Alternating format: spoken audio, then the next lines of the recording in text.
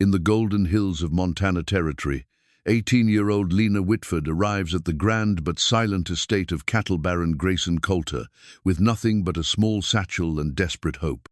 The sprawling ranch house stands like a monument to forgotten dreams, its rooms thick with dust and shadows from a life that once held laughter. Lena expects to remain invisible, scrubbing floors and earning her keep in quiet solitude. But as she restores order to the magnificent home, she uncovers fragments of a family history that Grayson has tried to bury: letters, photographs, and children's toys that tell a story of love and loss. When she begins to sing softly while working, something shifts in the brooding rancher's heart. Their unlikely friendship blossoms into something deeper, until Lena discovers a long-lost deed that reveals her father once owned part of this very land. What choice will she make when love and justice collide? Before we jump back in, tell us where you're tuning in from, and if this story touches you, make sure you're subscribed, because tomorrow I've saved something extra special for you. The morning sun cast long shadows across the rolling hills of Montana Territory as Lena Whitford stepped down from the dusty stagecoach, her worn leather satchel clutched tightly in her gloved hands.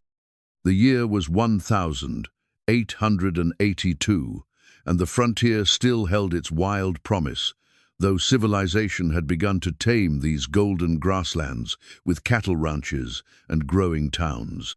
She stood for a moment, breathing in the crisp mountain air that carried the scent of prairie grass and distant pine forests.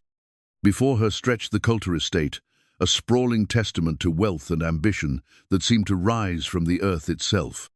The main house dominated the landscape, a three-story Victorian mansion with wraparound porches and tall windows that caught the morning light like watchful eyes. Outbuildings dotted the property: a massive barn, stables, bunkhouses for the ranch hands, and various sheds and workshops that spoke of a working ranch at the height of prosperity. Lena had never seen anything so grand. Raised in the humble farmhouse of her uncle and aunt after her parents' death when she was 12, she had known only weathered wood and patched quilts, simple meals, and endless chores.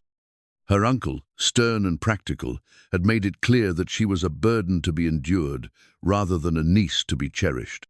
When word came of this position housekeeping for the wealthy Grayson Colter, she had seized the opportunity like a drowning woman grasping a rope. The story of her parents' death was one she rarely spoke of, the pain still sharp even after 6 years. A fever had swept through their small farming community, claiming both her mother and father within a week of each other. Her father, Thomas Whitford, had been a gentleman who worked the land with reverence and taught her to read by lamplight. Her mother, Mary, had possessed a voice like silver bells and had filled their modest home with song. From her, Lena had inherited both the gift of music and the quiet strength that sustained her through the hardest times.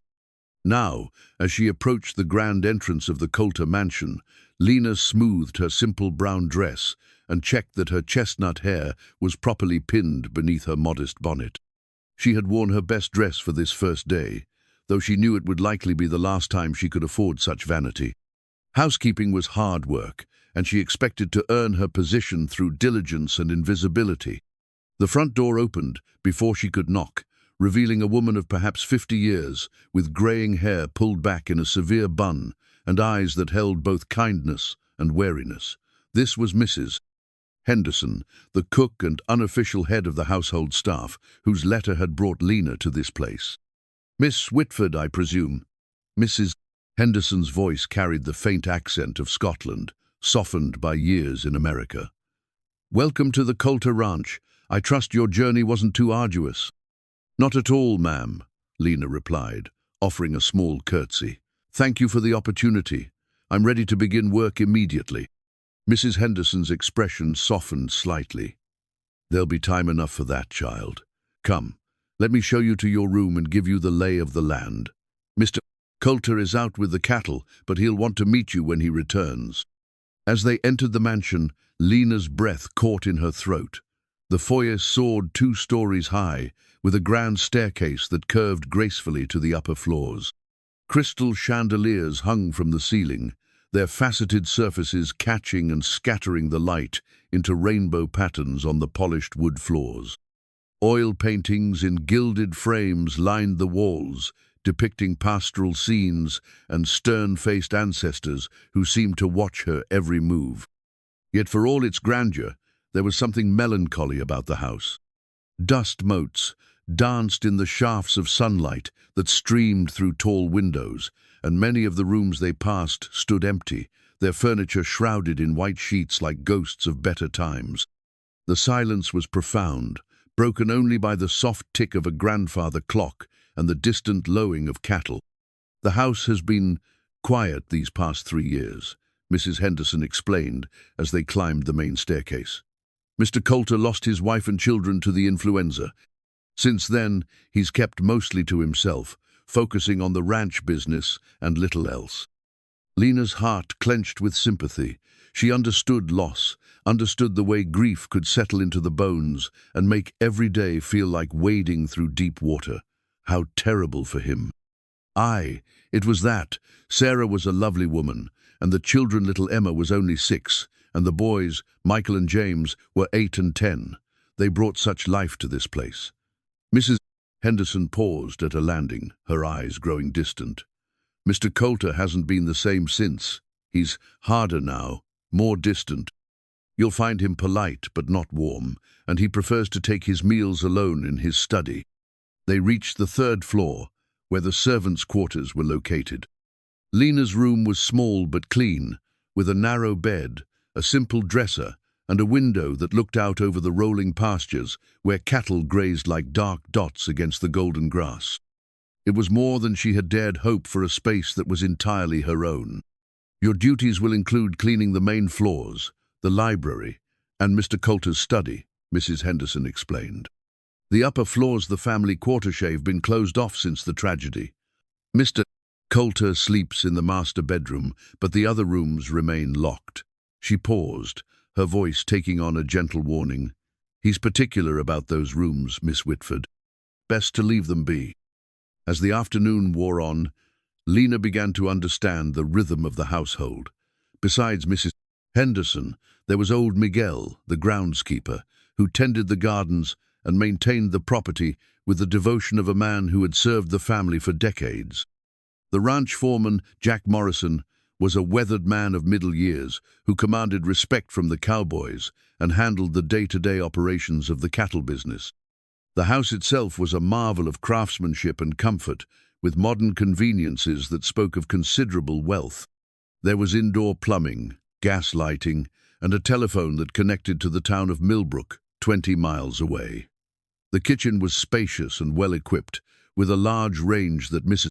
Henderson wielded with the skill of a master chef. Yet despite all this luxury, Lena sensed the profound sadness that permeated every room. In the library, she found books that had been left open, as if someone had been reading and would return at any moment. In the parlor, a child's wooden horse sat forgotten in a corner, its paint faded but its carved mane still proud. These remnants of interrupted lives spoke more eloquently than words of the grief that had settled over the household like a heavy blanket. As evening approached, Lena heard the sound of horses returning from the range. Through the kitchen window, she watched as a group of riders approached the main house, their figures silhouetted against the sunset. At their head rode a man who could only be Grayson Colter, tall and straight in the saddle, his dark hair visible beneath his hat, his bearing that of a man accustomed to command. Even from a distance, there was something compelling about him, a presence that seemed to fill the space around him. But as he drew closer, Lena could see the lines of grief etched into his features, the way his shoulders carried the weight of loss like a physical burden. Mrs. Henderson bustled about, preparing a tray to take to his study. "He'll want his supper alone as usual," she murmured. "Perhaps tomorrow you can meet him properly." But fate had other plans. As Lena was lighting the lamps in the front hall, the door opened and Grayson Colter stepped inside. He was a man of perhaps 35, with dark hair touched with premature silver at the temples and eyes the color of winter storms. His face was strong and weathered from years in the sun, but it was his eyes that captured her attention, deep, intelligent, and filled with a sorrow that seemed to echo her own understanding of loss. For a moment, they simply looked at each other across the elegant foyer. He was clearly surprised to find her there, and she felt suddenly conscious of her simple dress and the fact that she was still holding the lamplighter in her hand. "You must be the new housekeeper," he said finally, his voice deep and measured.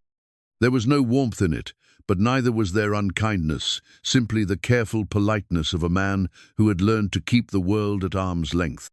"Yes, sir." Lena Whitford. She offered a small curtsy, grateful that her voice remained steady despite the unexpected intensity of his gaze. "Mrs. Henderson spoke well of your references." He removed his hat, revealing hair that was slightly tousled from the ride. "I trust you'll find the position satisfactory." "Yes, sir, thank you for the opportunity." He nodded curtly and moved toward the stairs, then paused. "Miss Whitford, I prefer a quiet household. I'm sure Mrs. Henderson has explained that I take my meals in my study and generally keep to myself. I have no doubt you'll respect that preference." "Of course, sir." With that, he disappeared up the stairs, leaving Lena alone in the foyer with the lingering scent of leather and horsehair. She stood there for a moment, processing the encounter. There had been something in his eyes, flash of recognition perhaps, or simply the automatic assessment of a man used to sizing up everyone who entered his domain. As she finished lighting the lamps and made her way to the kitchen, Lena reflected on the strange turn her life had taken. Just this morning, she had been a poor farm girl with few prospects. Now she found herself in one of the grandest houses in the territory, working for a man whose grief seemed to match her own understanding of loss. She thought of her father's satchel, tucked safely beneath her narrow bed upstairs. It contained so little, a few letters, her mother's prayer book, and a daguerreotype of her parents on their wedding day. But it was all she had left of the life that had been taken from her, and she treasured it above all else.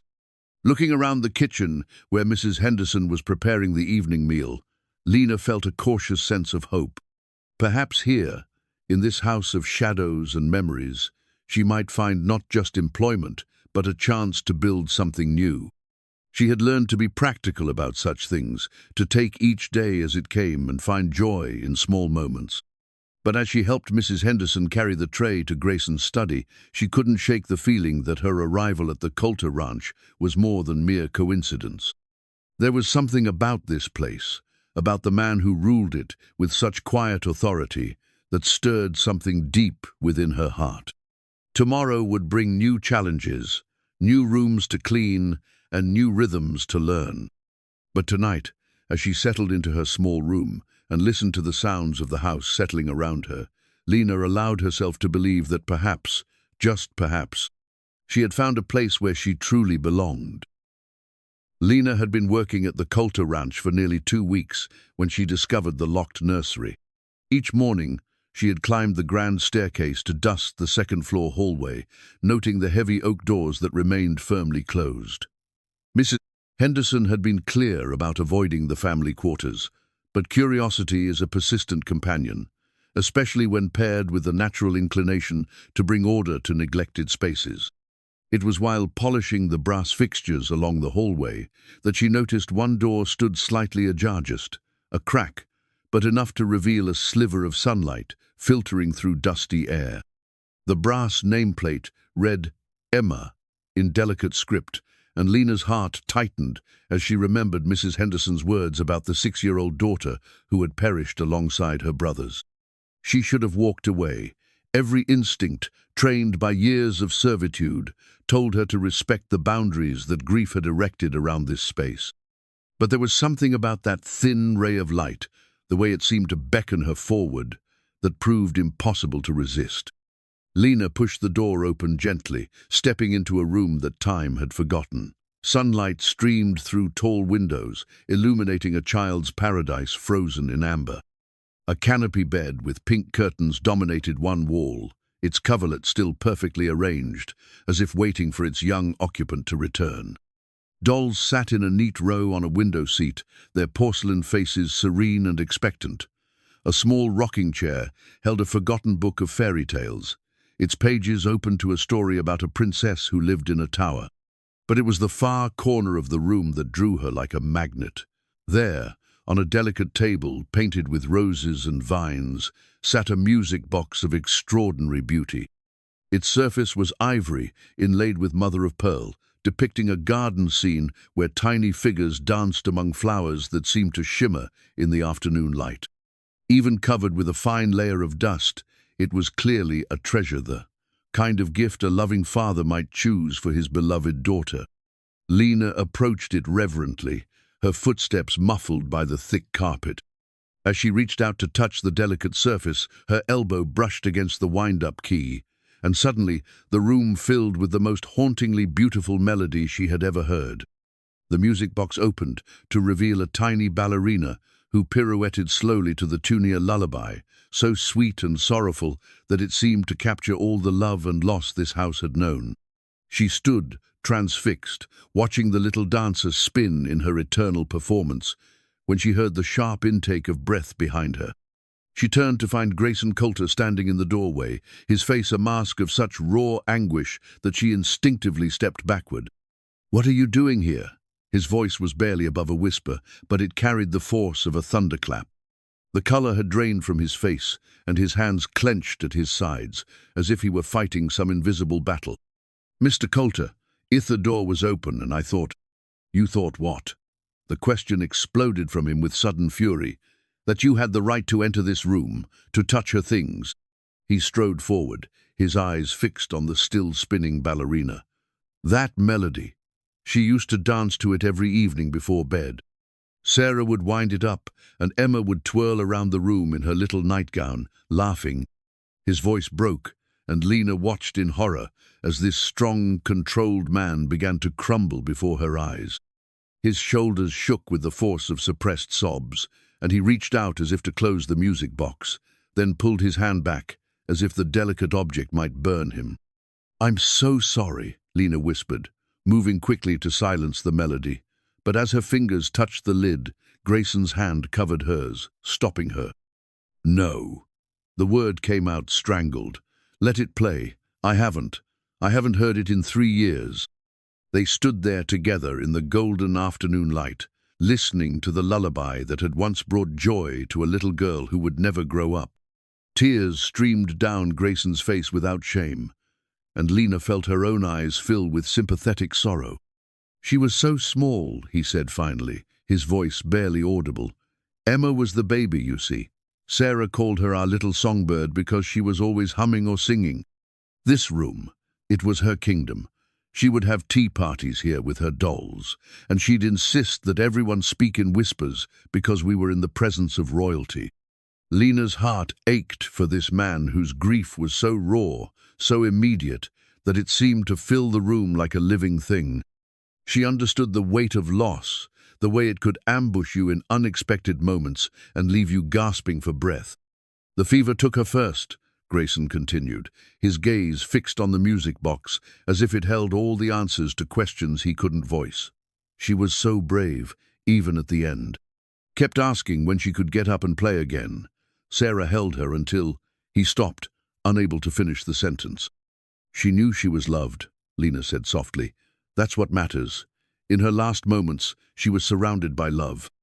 Grayson looked at her then, really looked at her, and she saw something shift in his expression. The anger was gone, replaced by a vulnerability that made him seem younger than his years. "How do you know?" he asked. "How can you possibly understand what it means to lose everything that matters?" "Because I lost my parents when I was 12, she replied simply. "Not to illness, but to fever as well. I know what it's like to have your world disappear overnight, to wake up every morning and remember all over again that they're gone." The music box wound down slowly, the melody growing fainter, until only the ghost of the tune remained in the air between them. In the silence that followed, something fundamental had changed. The formal barriers that existed between employer and employee had been swept away by shared grief, leaving only two people who understood the particular ache of profound loss. "I've kept these rooms locked," Grayson said, his voice steadier now but still heavy with emotion. "I couldn't bear to see them, couldn't stand the memories. But I couldn't bring myself to change anything either. It felt like erasing them." Memories aren't meant to be locked away, Lena said gently. They're meant to be treasured, even when they hurt. He moved to the window, staring out at the rolling pastures where his cattle grazed in peaceful contentment. Sarah used to say that Emma would inherit this land someday, that she'd raise her own children here and fill the house with laughter again. We had such plans. His voice trailed off, lost in remembrance. Those dreams don't have to die with them, Lena ventured. The love you shared, the joy they brought that's still here. It's in every room of this house, in every story you could tell about them. Grayson turned back to her, and for the first time since she'd arrived at the ranch, she saw something other than grief in his eyes. There was surprise, perhaps even a glimmer of hope, as if her words had opened a door he thought was permanently sealed. "Mrs. Henderson never speaks of them," he said. "The ranch hands avoid the topic entirely. Everyone tiptoes around my grief as if it's a sleeping beast that might devour them if they make too much noise." "Maybe they're afraid," Lena suggested. "People often don't know how to comfort someone who's suffered such a loss. They think silence is kindness." "Is it?" The question seemed to surprise him as much as it did her. "No," she said firmly. "Silence is just another kind of prison. Your family lived and loved and brought joy to this world. That's worth remembering, worth celebrating, even through tears." He was quiet for a long moment, his gaze moving around the room that had been his daughter's sanctuary. When he spoke again, his voice held a note of wonder, as if he were discovering something he'd thought lost forever. "She used to insist that I read to her every night," he said. "Fairy tales, mostly. She was convinced that somewhere in the world there really were princesses and talking animals and magic that could fix anything that was broken." "Maybe she was right," Lena said softly. "Maybe there are different kinds of magic than what we find in storybooks." Grayson looked at her again, and this time she saw something that made her breath catch. It wasn't love yet, but it was recognition. He saw her now, not as a servant or an intrusion, but as someone who might understand the landscape of his heart. "I should let you get back to your work," he said finally, but there was no dismissal in his tone. If anything, he seemed reluctant to leave this moment behind. "Mr. Coulter," Lena said as he moved toward the door, Would you like me to care for this room? Not to change anything, but to keep it clean, to make sure the sunlight can still reach the places where Emma played." He paused in the doorway, his hand on the frame, and she held her breath, waiting for his answer. When he finally turned back to her, there were tears in his eyes again, but they were different now, softer, more healing than destroying. "Yes," he said quietly. "I think she would like that." As his footsteps faded down the hallway, Lena remained in the nursery, surrounded by the remnants of a little girl's dreams. The music box sat silent now on its painted table, but the melody seemed to linger in the air like a promise. She had crossed a line today, had ventured into territory that was supposed to remain forbidden. But instead of finding herself dismissed or punished, she had discovered something infinitely more valuable.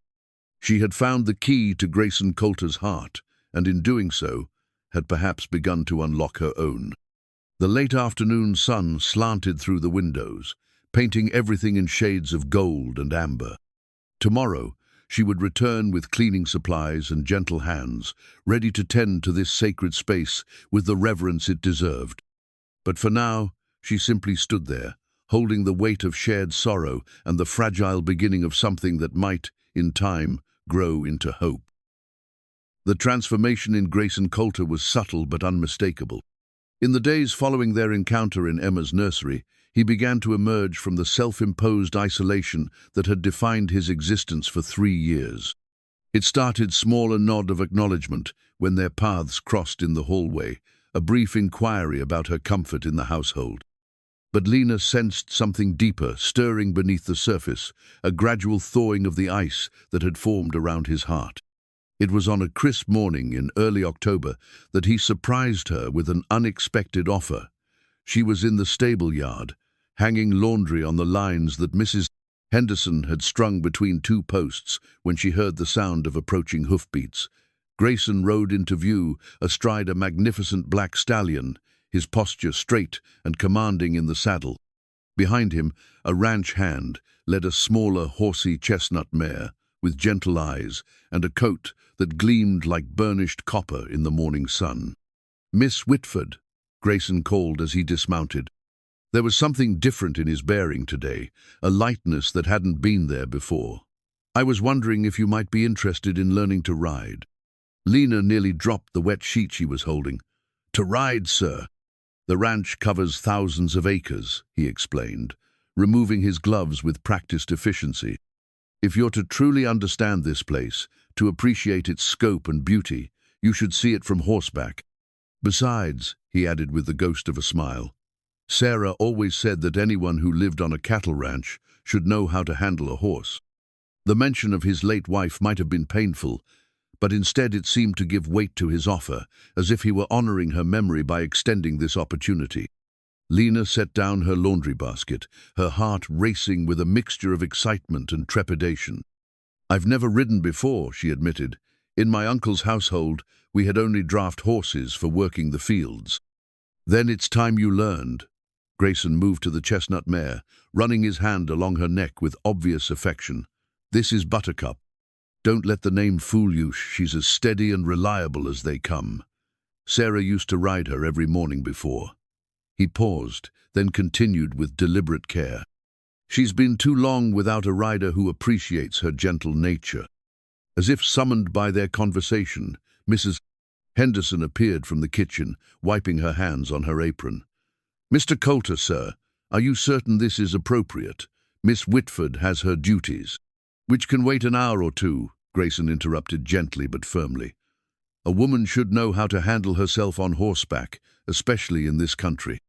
Mrs. Henderson looked as if she might protest further, but something in Grayson's expression convinced her to hold her tongue. Instead, she bustled back toward the house, muttering something about the unusual nature of employers who taught their housekeepers to ride. Grayson retrieved a pair of leather riding gloves from his saddlebags, smaller than his own, clearly made for a woman's hands. They were beautiful things, crafted from supple leather and lined with silk, with delicate stitching along the cuffs. "These were Sarah's," he said quietly, offering them to Lena. "She had small hands like yours. They should fit well enough." Lena hesitated, understanding the significance of the gesture. These gloves had belonged to his beloved wife, had been crafted specifically for her use. To wear them felt like stepping into sacred territory. "Are you certain, sir? They're so fine, and I'm just—" "You're a woman who deserves to feel the freedom of riding across open country," he said, and there was something in his voice that brooked no argument. Sarah would have wanted them to be used, not gathering dust in a drawer. With reverent hands, Lena pulled on the gloves. They fit perfectly, as if they had been made for her, and she felt a strange connection to the woman who had worn them before, a woman who had loved this man and been loved in return, who had ridden this same horse across these same hills. The riding lesson that followed was a revelation. Grayson proved to be a patient and encouraging teacher, his natural authority tempered by unexpected gentleness. He showed her how to approach Buttercup with confidence but respect, how to read the mare's body language and communicate through touch and voice. "Horses are honest creatures," he explained as he helped her into the side saddle that had been Sarah's. "They respond to fear and confidence in equal measure. Buttercup can sense your uncertainty, but she can also feel your determination to learn." Seated on the mare's back, Lena felt simultaneously powerful and terrified. The world looked different from this height, vast and full of possibilities she had never imagined. Grayson mounted his stallion with fluid grace, and they began with simple walking exercises around the stable yard. "Feel her rhythm," he instructed, riding alongside her. "Don't fight her movement, become part of it. Let your body follow hers." It took time and several near disasters before Lena began to understand what he meant. But gradually, miraculously, she felt herself settling into the mare's gait, her body learning to move in harmony with the horse beneath her. When Buttercup broke into a gentle trot and Lena managed to stay seated, her face broke into a smile of pure joy. "Excellent," Grayson called. And when she looked over at him, she saw something she hadn't expected: pride. He was pleased with her progress, pleased to be the one teaching her this new skill.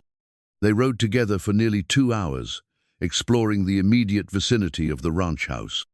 Grayson pointed out landmarks: the creek that provided water for the cattle, the line of cottonwoods that marked the eastern boundary, the hill where his grandfather had first stood when he claimed this land decades ago. "How long has your family owned the ranch?"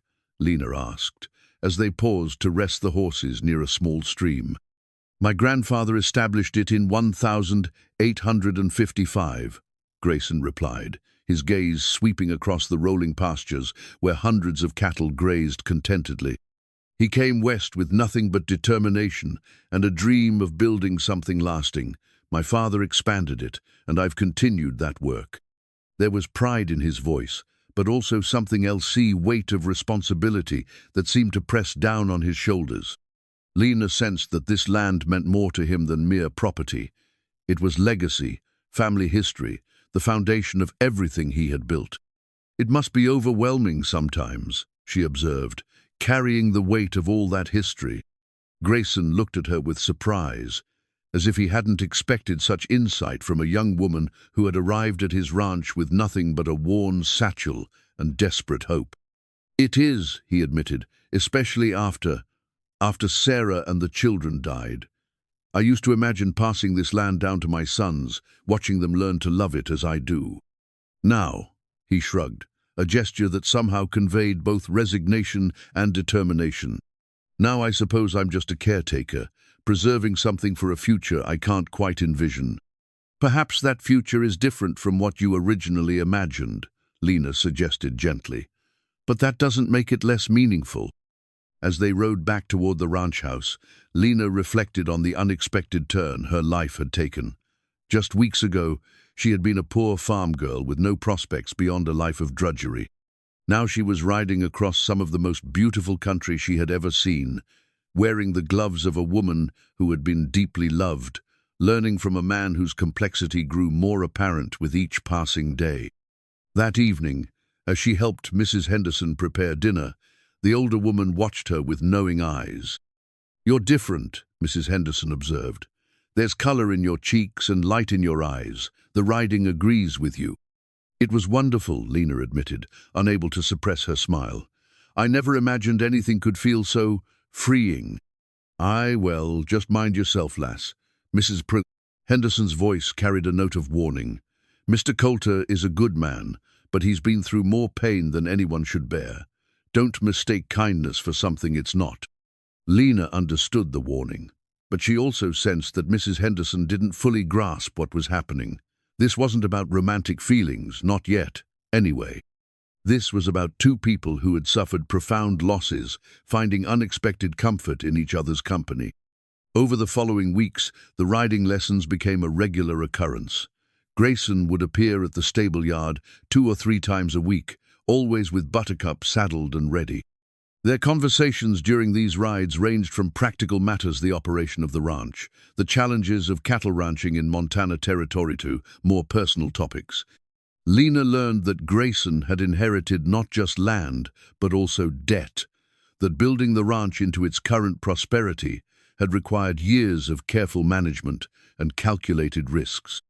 She discovered that he read voraciously, that his study was filled with books on everything from animal husbandry to philosophy, and that he corresponded regularly with cattle ranchers as far away as Texas and California. In return, she shared stories of her childhood, carefully edited to focus on happier memories. She told him about her father's love of books, how he had taught her to read using an old Bible and whatever newspapers he could acquire. She described her mother's beautiful voice and the way music had filled their modest home despite their poverty. "Your parents sound like remarkable people," Grayson said one afternoon as they paused to water their horses at a creek. "They raised a daughter with intelligence and grace despite their circumstances." "They did their best with what they had," Lena replied. "My father always said that education was the one thing no one could take away from you, no matter how poor you might be." He was a wise man. Grayson's voice held genuine respect. Too many people fail to see beyond their immediate circumstances. It takes vision to understand that knowledge has value beyond its practical applications. As autumn deepened into winter, Lena found herself looking forward to these riding excursions with an anticipation that had nothing to do with the physical pleasure of being on horseback. She treasured the conversations, the way Grayson's eyes would light up when he spoke about something that interested him, the gradual erosion of the walls he had built around himself. But she was also aware of the delicate nature of their relationship. He was still her employer, still a man of considerable wealth and social standing, while she remained a servant in his household. Yet when they rode together across the vast expanse of his ranch, those distinctions seemed to fade into irrelevance. They were simply two people sharing a beautiful morning and honest conversation.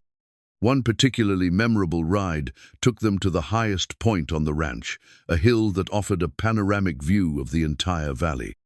As they sat their horses on the crest, Grayson pointed out various features of the landscape neighboring ranches, the distant town of Millbrook, the railroad line that had brought prosperity to the region.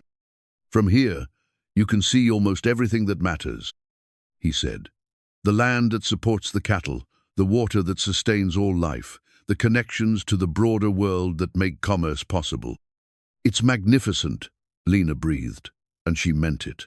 The view was spectacular, but more than that, she was beginning to understand the deep connection Grayson felt to this place. It wasn't just property to him, it was home, in the truest sense, a living legacy that connected him to past and future generations. "Sarah used to say this was her favorite spot," Grayson said quietly. "She claimed you could see all the way to heaven from here on a clear day." The mention of his wife no longer brought the sharp pain it once had. Instead, it seemed to add another layer of meaning to the moment, as if Sarah's memory was blessing their unlikely friendship.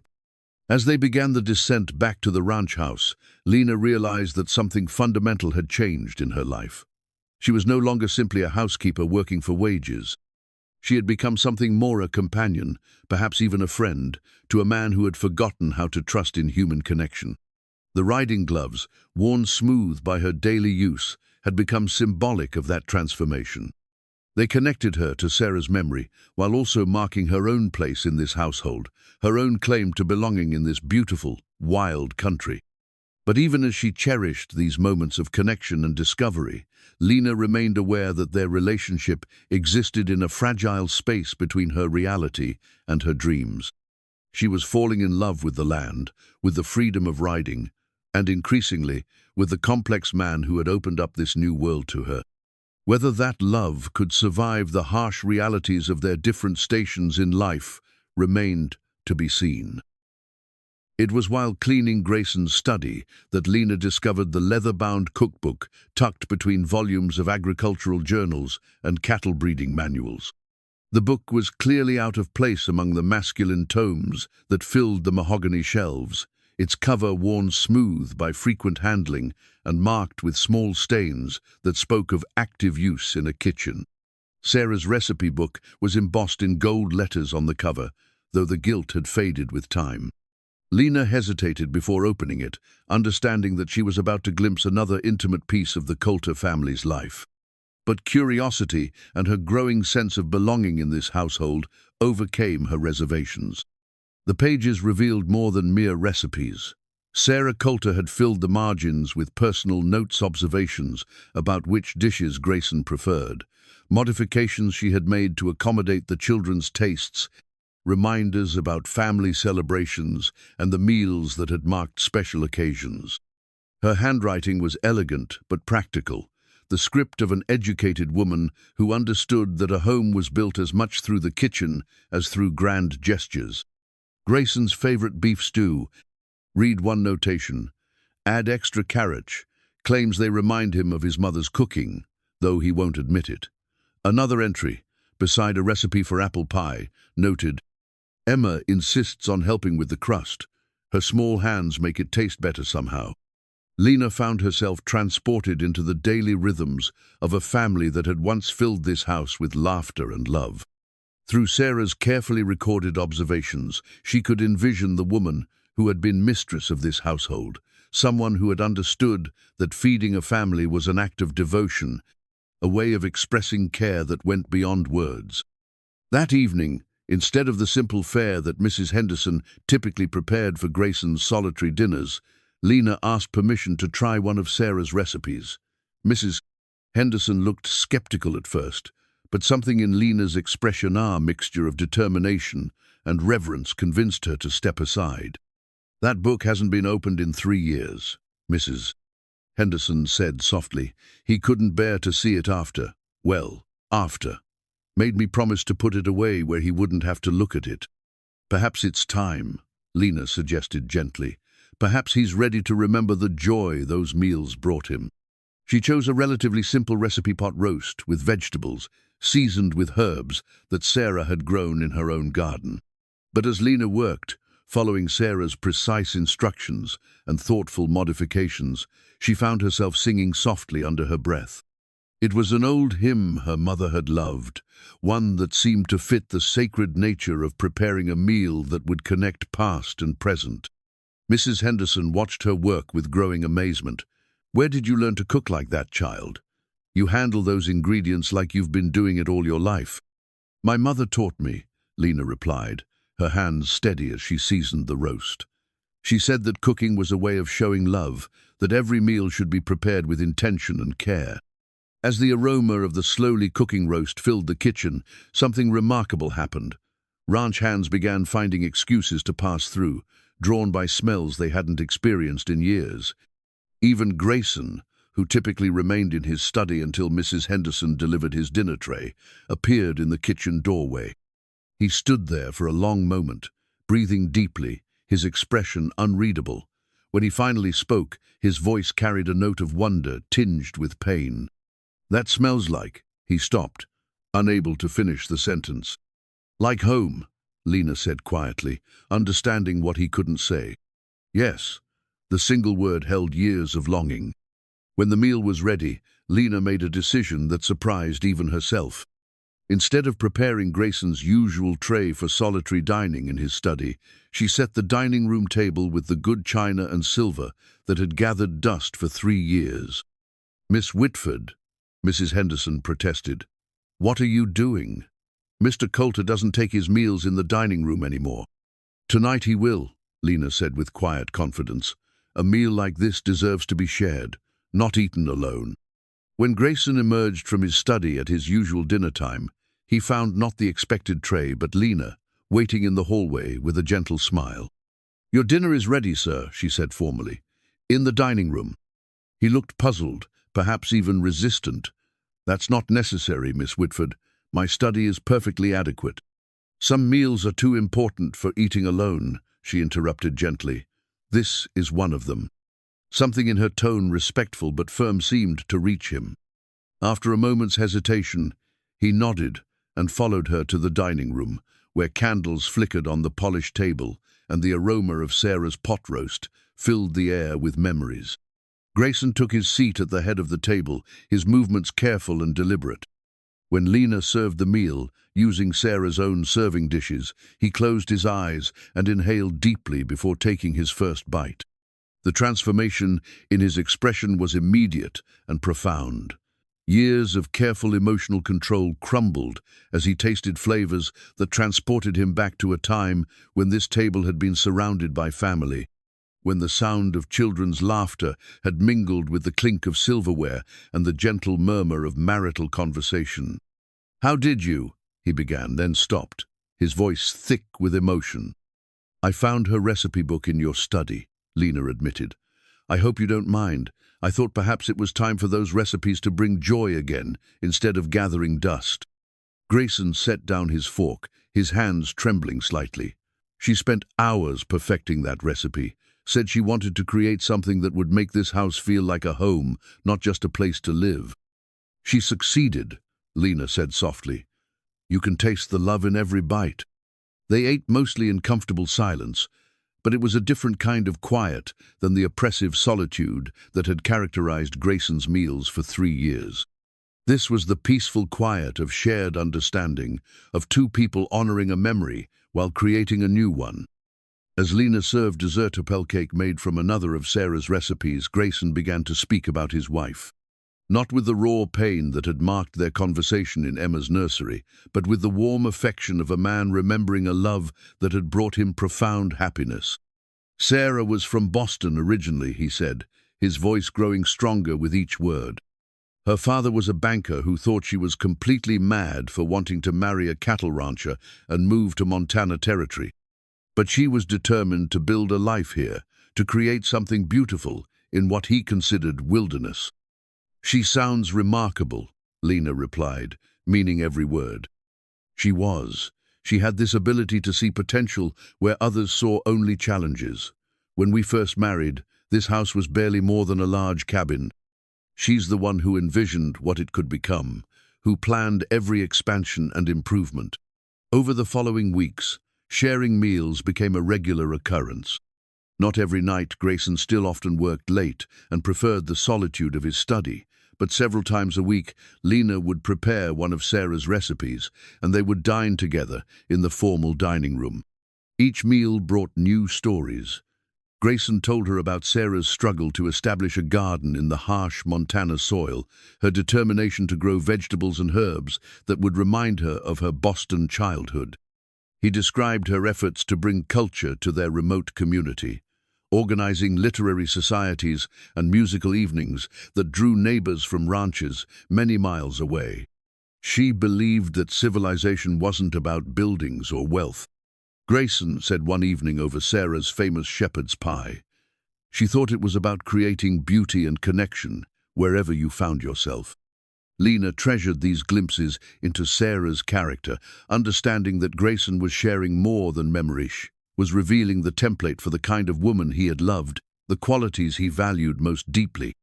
But the meals also allowed her to share pieces of her own story. She told Grayson about her mother's gift for making simple ingredients into memorable meals, how their poor household had still managed to celebrate holidays and special occasions through carefully prepared food. "Poverty doesn't have to mean a lack of joy," she said one evening, echoing words her mother had often spoken. "Sometimes it just means finding joy in simpler things." "Your mother sounds like she would have gotten along well with Sarah," Grayson observed. They both understood that a home is built through daily acts of love, not grand gestures. The singing that had begun while Lena cooked gradually became part of their evening routine. As she served each course, she would hum softly under her breath hymns her mother had taught her, folk songs that seemed to match the rhythm of domestic life. Grayson never commented on her music directly, but she noticed how he would pause in his eating to listen, how his expression would soften when a particularly beautiful melody filled the dining room. One evening, as she was clearing away the dishes from another successful recreation of one of Sarah's meals, Grayson surprised her with a question. "Where did you learn to sing like that?" he asked. "Your voice, it has a quality I haven't heard since." "Since Sarah," Lena finished gently, understanding the comparison wasn't meant to be painful, but rather the highest compliment he could offer. "My mother," she explained. "She had a beautiful voice and believed that music was a gift to be shared. She used to say that a house without song was like a garden, without flowers technically functional, but missing something essential." "She was right," Grayson said simply. "I'd forgotten how much I missed hearing music in this house." As winter deepened and the shared meals became a cherished routine, Lena began to understand that she was doing more than simply preparing food. She was helping to heal a wounded household, bringing life back to rooms that had been shrouded in grief for too long. The dining room, once a symbol of all that Grayson had lost, was becoming a place of new memories, new connections. But she was also aware of the growing complexity of her feelings for the man who shared these intimate evenings with her. Each story he told about Sarah, each glimpse into his capacity for deep love and devotion, only made her admire him more. She was falling in love with his gentleness, his intelligence, his slowly healing heart. The recipe book, with its careful notations and evidence of a woman's devotion to her family, had become both bridge and barrier. It connected Lena to the household's past, while reminding her that she was following in the footsteps of a woman who had been deeply beloved. Each recipe she prepared was an act of homage to Sarah's memory, but also a declaration of her own growing place in Grayson's life. One particularly cold evening in December, as they shared a meal of Sarah's famous beef and barley soup, Grayson made an observation that revealed how much their relationship had evolved. "You know," he said, setting down his spoon thoughtfully, "I haven't eaten alone in my study in over a month. I find myself looking forward to these dinners, to the conversation, and—" he paused, searching for the right words, "to the sense that this house is a home again, not just a place where I happen to live." Lena felt her heart flutter at his words, but she kept her response measured. A house needs people to make it a home. Not just occupants, but people who care about creating something beautiful together.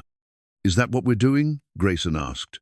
And there was something in his tone of vulnerability, perhaps even hope, that made her look up from her soup to meet his eyes directly. "I think so," she said quietly. "I hope so." The moment stretched between them, filled with unspoken possibilities and the growing awareness that their relationship had moved far beyond that of employer and employee. They were two people who had found comfort in each other's company, who had discovered that shared meals and honest conversation could be a form of healing.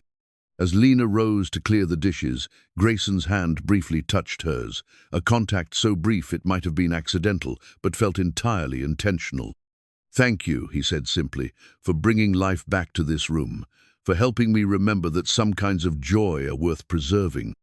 That night, as Lena lay in her narrow bed listening to the wind howl across the Montana plains, she held tight to the memory of that touch, that moment of connection that seemed to promise something more than gratitude.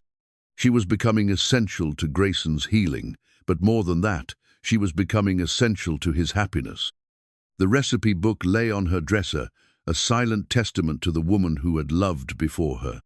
But instead of feeling intimidated by Sarah's legacy, Lena was beginning to understand that love wasn't a finite resource. The capacity for joy, for connection, for building a life worth living, these things could grow rather than diminish when shared with the right person. Tomorrow would bring another day of cleaning and cooking, another evening of shared conversation and carefully prepared meals. But tonight, surrounded by the warmth of a house that was slowly coming back to life, Lena allowed herself to believe that she might be building something lasting, not just employment, but a place to belong, a person to love, and perhaps even the hope of being loved in return. Spring arrived early in Montana Territory that year, bringing with it a restlessness that seemed to permeate every corner of the Coulter ranch. As Lena cleaned the windows of the main house, she could see the first green shoots pushing through the last patches of snow, and she felt an almost irresistible urge to step outside and breathe the sweet air that carried promises of renewal. It was while dusting the windowsill in Sarah's former sitting room that she discovered the pressed flower, a delicate prairie rose, perfectly preserved between the pages of a poetry book that had been left open as if its reader intended to return momentarily. The flower was still recognizably beautiful despite its age, its pink petals faded to the color of sunset but intact, a testament to careful preservation. Lena held the flower up to the light, marveling at its fragile perfection. On the page where it had been pressed, someone, undoubtedly Sarah, had marked a passage from Elizabeth Barrett Browning. "Earth's crammed with heaven, and every common bush afire with God. But only he who sees takes off his shoes." The words seemed to speak directly to her current situation.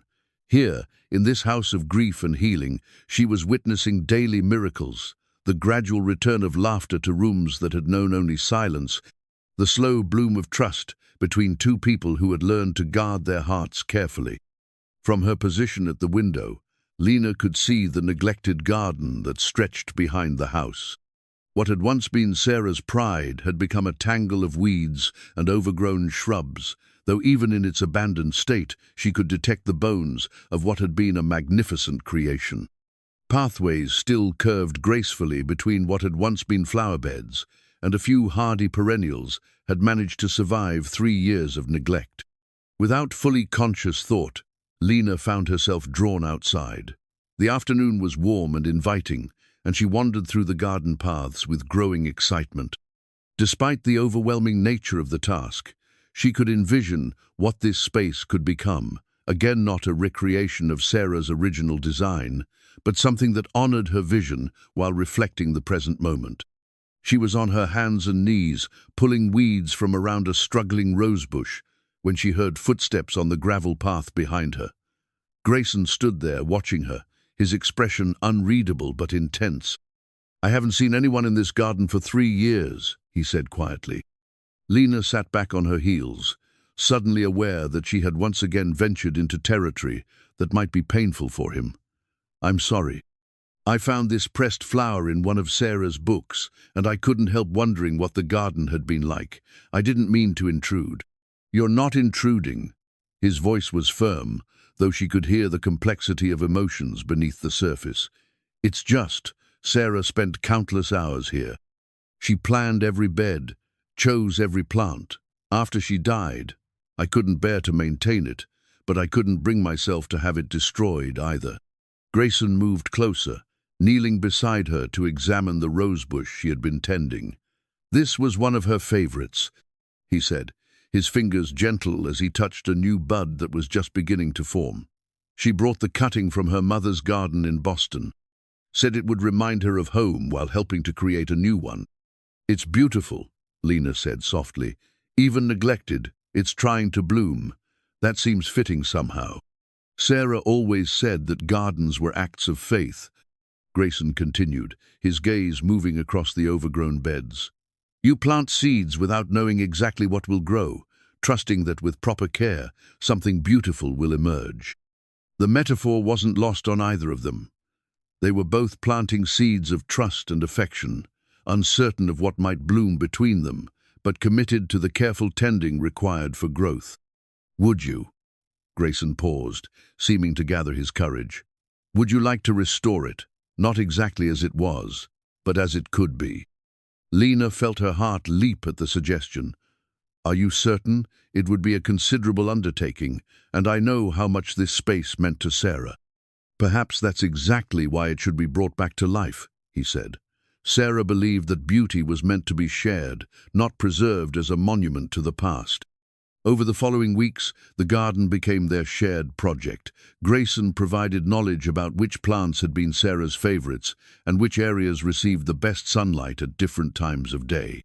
Lena brought enthusiasm and a fresh perspective, suggesting modifications that would make the garden easier to maintain while honoring its original spirit.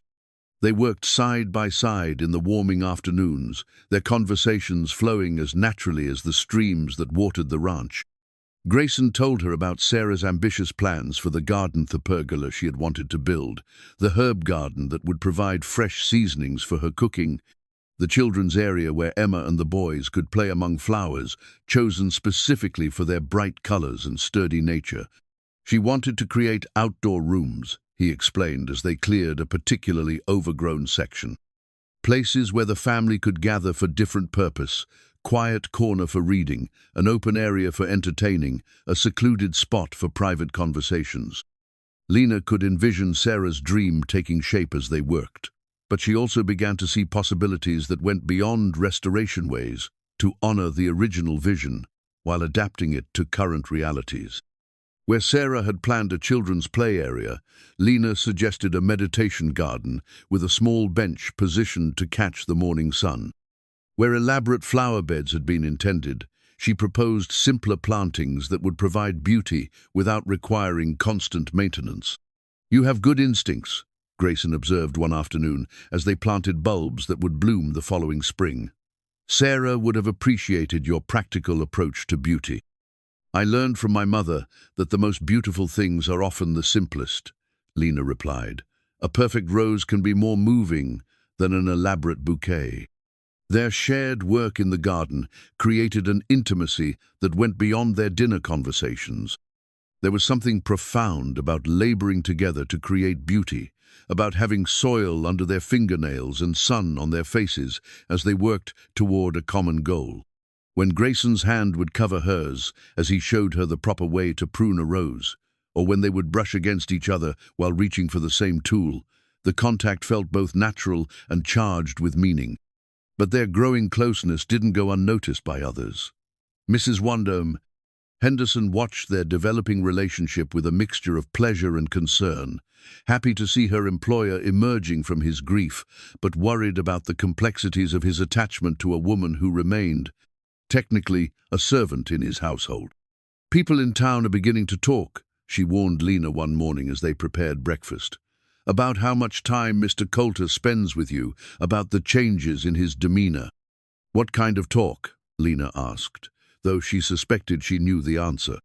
"The kind that questions whether it's appropriate for a wealthy rancher to be so familiar with his housekeeper." "Mrs. Henderson replied bluntly, "Some say he's forgotten his place, others say you've forgotten yours." Lena felt a chill that had nothing to do with the morning air. She had been so caught up in the joy of her growing relationship with Grayson that she had almost forgotten the social barriers that separated them.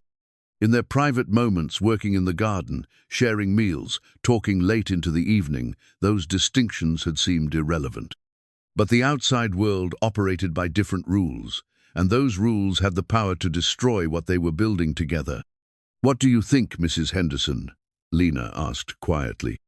The older woman was silent for a long moment, her weathered hands busy with familiar tasks. When she finally spoke, her voice was gentle but firm. "I think Mr. Coulter is happier than he's been in 3 years, she said. "I think you've brought light back to a house that was dying from sorrow. But I also think the world can be cruel to people who don't fit its expectations, and I worry about what that might mean for both of you." That afternoon, as Lena worked alone in the garden, Grayson was dealing with a problem among the cattle. She reflected on Mrs. Henderson's warning. She had always known that her growing feelings for Grayson were complicated by their different social positions, but she had begun to hope that their connection transcended such considerations, that love might be stronger than social convention. Now, faced with the reality of outside judgment, she felt the weight of uncertainty settling on her shoulders like a heavy cloak. What future could they realistically have together? Even if Grayson's feelings matched her own, would he be willing to face the social consequences of a relationship that crossed class boundaries? When Grayson returned from his work with the cattle, he found her sitting on the bench they had installed in what was becoming the meditation garden. She was holding the pressed flower that had started her work in this space, turning it carefully in her fingers. "You look troubled," he observed, settling beside her on the bench. "Mrs. Henderson says people in town are talking about us," Lena said directly, seeing no point in evasion. Grayson was quiet for a moment, his gaze moving across the garden they had created together.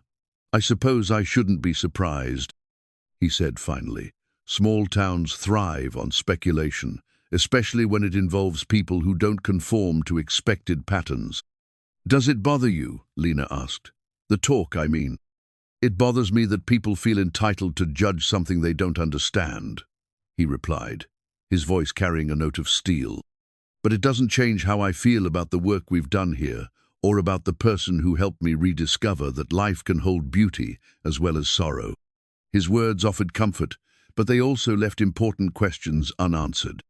He had spoken of his feelings about their work together, about her role in his healing, but he hadn't directly addressed the nature of his feelings for her as a woman. As evening approached and they gathered their gardening tools, Lena felt the weight of unspoken questions hanging between them. The garden was blooming beautifully, their shared meals continued to bring joy to the household, and their conversations grew deeper and more intimate with each passing day. But the outside world was beginning to press in on their private paradise, bringing with it all the complications of real life. Soon, they would have to decide whether what they were building together was strong enough to withstand the challenges that lay ahead. The letter arrived on a Tuesday morning in late spring, delivered by a rider who had traveled hard from the town of Helena. Lena was in Grayson's study, carefully dusting the shelves of legal documents and business correspondence that chronicled decades of ranch operations, when she noticed the unfamiliar handwriting on an envelope that had been left open on his desk. She hadn't intended to read it. Such behavior went against every principle of proper service, but her father's name leaped from the page like a physical blow. "Thomas Whitford," the letter read, was indeed the original owner of the land in question, though the circumstances of its sale remained disputed. Lena's hands trembled as she set down her dusting cloth. The letter was from a lawyer in Helena, responding to what appeared to be an inquiry from Grayson about historical land transactions. Why would he be investigating her father's business dealings? What connection could there possibly be between Thomas Whitford, a poor farmer who had died 6 years ago, and the vast holdings of the Coulter ranch? She forced herself to step away from the desk, but the questions continued to plague her throughout the day. At dinner that evening, she found herself studying Grayson's face for signs of what? Guilt? Deception? But his manner toward her remained unchanged, warm, attentive, genuinely pleased by her company. "You seem distracted tonight," he observed as she served the dessert. "Is everything well?" "Of course," she replied, though her voice sounded strained even to her own ears. "I suppose I'm just tired from the garden work." It was a plausible excuse, but Grayson knew her well enough by now to recognize when something was troubling her. However, he didn't press the matter, perhaps sensing that whatever was bothering her wasn't something she was ready to discuss. The opportunity for answers came 3 days later when Grayson's brother arrived for an unexpected visit. Marcus Coulter was younger than Grayson by several years, with the same dark hair and strong features, but a softer demeanor that suggested he had been spared the weight of responsibility that had shaped his older brother. He was a lawyer by profession, practicing in the territorial capital, and his arrival brought with it an air of barely contained energy that seemed at odds with the peaceful rhythm of ranch life. Lena was serving coffee in the parlor when she overheard the conversation that would change everything. "I've been looking into those old land records you asked about," Marcus was saying, his voice carrying easily through the partially open door. "The Whitford case is more complicated than I initially thought." "How so?" Grayson's voice was carefully neutral, but Lena could detect an underlying tension. "Well, for one thing, Thomas Whitford didn't sell that land voluntarily. According to the county records, he was pressured into the sale by creditors who held notes on his farm. The interesting part is who was backing those creditors." Lena felt her heart begin to race. She knew she should move away, should respect the privacy of their conversation, but her father's name had created an irresistible compulsion to hear more. "Our father," Grayson said, and it wasn't a question. "Exactly. It seems father was quite aggressive in acquiring land during the 1870s, using various intermediaries to pressure small farmers into selling. The Whitford farm was just one of several properties he absorbed into the ranch during those years." There was a long silence before Grayson spoke again. "Are you saying father deliberately ruined Thomas Whitford to steal his land?" "I'm saying the evidence suggests that our father used his financial influence to create circumstances that forced Whitford to sell at far below market value," Marcus replied carefully. "Whether that constitutes theft depends on your definition of the term." Lena pressed her hand to her mouth to stifle a gasp. Her father hadn't simply fallen victim to bad luck or poor farming decision. She had been deliberately targeted by Grayson's father, systematically destroyed by a man with more money and fewer scruples. "There's more," Marcus continued. "After Whitford sold the land, he continued to struggle financially. The records show that he took out additional loans, probably trying to establish himself elsewhere.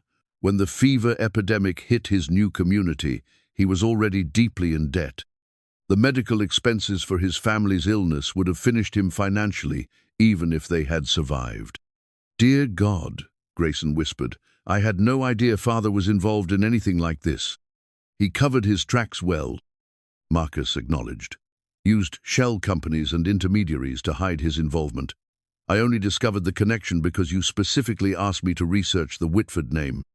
"Why would you?" Marcus began, then stopped. "Grayson, please tell me this doesn't have anything to do with your new housekeeper." The silence that followed was answer enough. Lena felt the world spinning around her as the full implications of what she had heard began to sink in. Her father hadn't been a failure or a victim of circumstances beyond anyone's control. He had been deliberately destroyed by the man whose son she was falling in love with.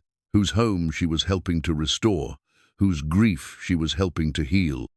The irony was devastating.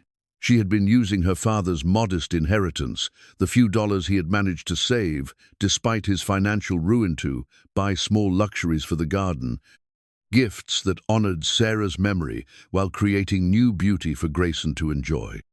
She had been complicit in her own betrayal, using the remnants of her father's destroyed life to bring happiness to the family that had destroyed him. "Lena Whitford is Thomas Whitford's daughter," she heard Grayson say, his voice heavy with realization. "She's been living in this house, caring for this family, not knowing that we're responsible for everything that happened to her father." "How much does she know?" Marcus asked. "Nothing, as far as I can tell. She's never mentioned any connection between her father and the ranch. I don't think she has any idea that the land she grew up on once belonged to her family." Lena backed away from the door, her mind reeling with the weight of this revelation. Everything she thought she knew about her life, about her father's struggles and death, had been built on a foundation of lies and manipulation. The poverty that had shaped her childhood, the desperate circumstances that had driven her to seek employment as a servant, all of it could be traced back to the deliberate actions of Grayson's father. But even more devastating was the realization that Grayson had known, or at least suspected, the connection. His questions to Marcus, his investigation into her father's histories, suggested that he had been piecing together the truth, even as their relationship deepened. Had his kindness been motivated by guilt? Was his growing affection for her simply a way of assuaging his family's conscience? She fled to her room, grateful that the servants' quarters were far enough from the main house that she could sob without being heard. The pressed flower from Sarah's book lay on her dresser, and she stared at it through her tears, wondering if even this simple beauty was tainted by the knowledge of how it had been acquired. For the first time since arriving at the ranch, Lena felt truly alone. The family she had grown to love, the man she had dared to dream might love her in return, the very house that had become her sanctuarial of it, was built on the ruins of her father's life. How could she continue to live here, to care for this household, knowing what she now knew? But even as grief and anger warred within her heart, she found herself thinking of the man she had come to know over these past months. The Grayson who had shared his own grief with her, who had trusted her with his memories of Sarah and the children, who had worked beside her in the garden with such obvious joy. Was that man capable of the deliberate cruelty that had destroyed her father? No, she realized with painful clarity. Grayson was not his father. Whatever sins had been committed in the past, they belonged to a previous generation. The question now was whether the truth about those sins would destroy any possibility of a future built on honesty and trust. As the night wore on and the house settled into quiet, Lena made a decision that would determine the course of everything that followed. She would not flee in the darkness like a thief, no matter how justified her anger might be.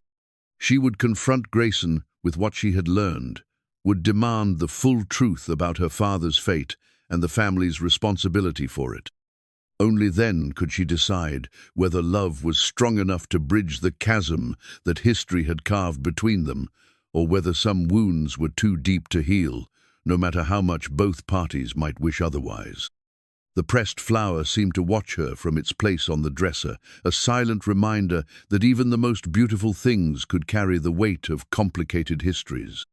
Tomorrow would bring conversations that might destroy everything she had built here, but tonight she held onto the fragile hope that truth, however painful, might ultimately prove stronger than the lies that had shaped her past.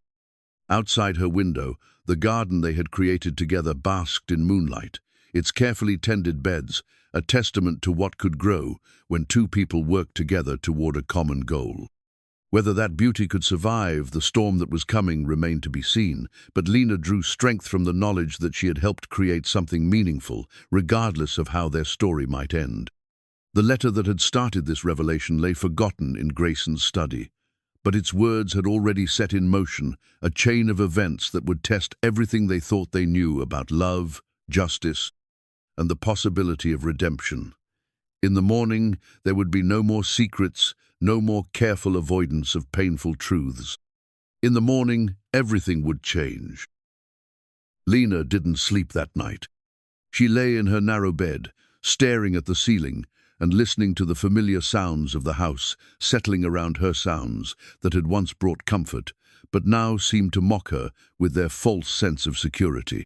When dawn finally broke over the Montana hills, she rose with grim determination and began her morning duties with mechanical precision. She would clean Grayson's study thoroughly today, she decided. She would examine every document, every piece of correspondence that might shed light on the truth about her father's fate. If Grayson had been investigating the connection between their families, there would be evidence of that investigation somewhere in his private papers. The study felt different as she entered it that morning, charged with the weight of secrets and revelations. She began with the obvious places, the desk drawers that contained current correspondence, the filing cabinets where business records were kept in meticulous order. But it was while moving the heavy oak desk to clean behind it that she made the discovery that would change everything. The desk was an antique piece, clearly crafted by a master woodworker in an earlier era. As Lena struggled to shift its considerable weight, her fingers found an almost imperceptible groove in the wood grain along the back panel. When she pressed it experimentally, a hidden compartment sprang open with a soft click, revealing a space that had been concealed for decades. Inside lay a collection of documents that appeared to date from the 1,870s legal papers, correspondence, and financial records that had been carefully preserved and hidden away. But it was the deed that made her blood run cold, her hands shaking as she lifted it into the morning light streaming through the study windows. Land patent and deed of sale. The document read in formal legal language, Thomas Whitford, being the lawful owner of Section 15, Township 12 North, Range 8 East, Montana Territory, does hereby convey said property to James Morrison Coulter for the sum of $500, this transaction being completed under distress of creditor obligations. $500. Lena stared at the figure in disbelief. She knew enough about land values to understand that her father's property, 160 acres of prime grazing land with water right, had been worth at least 10 times that amount.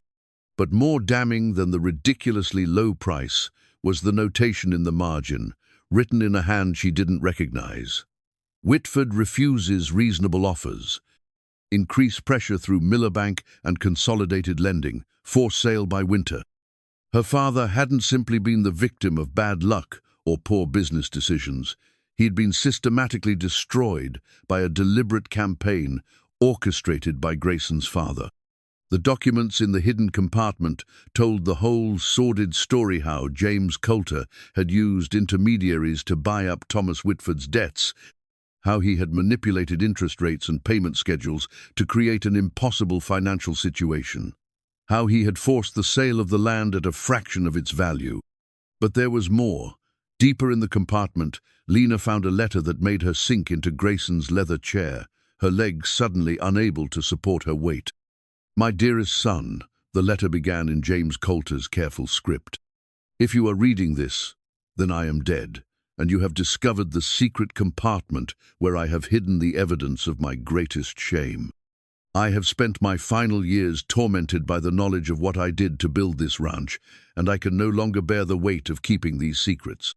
The confession that followed was detailed and devastating.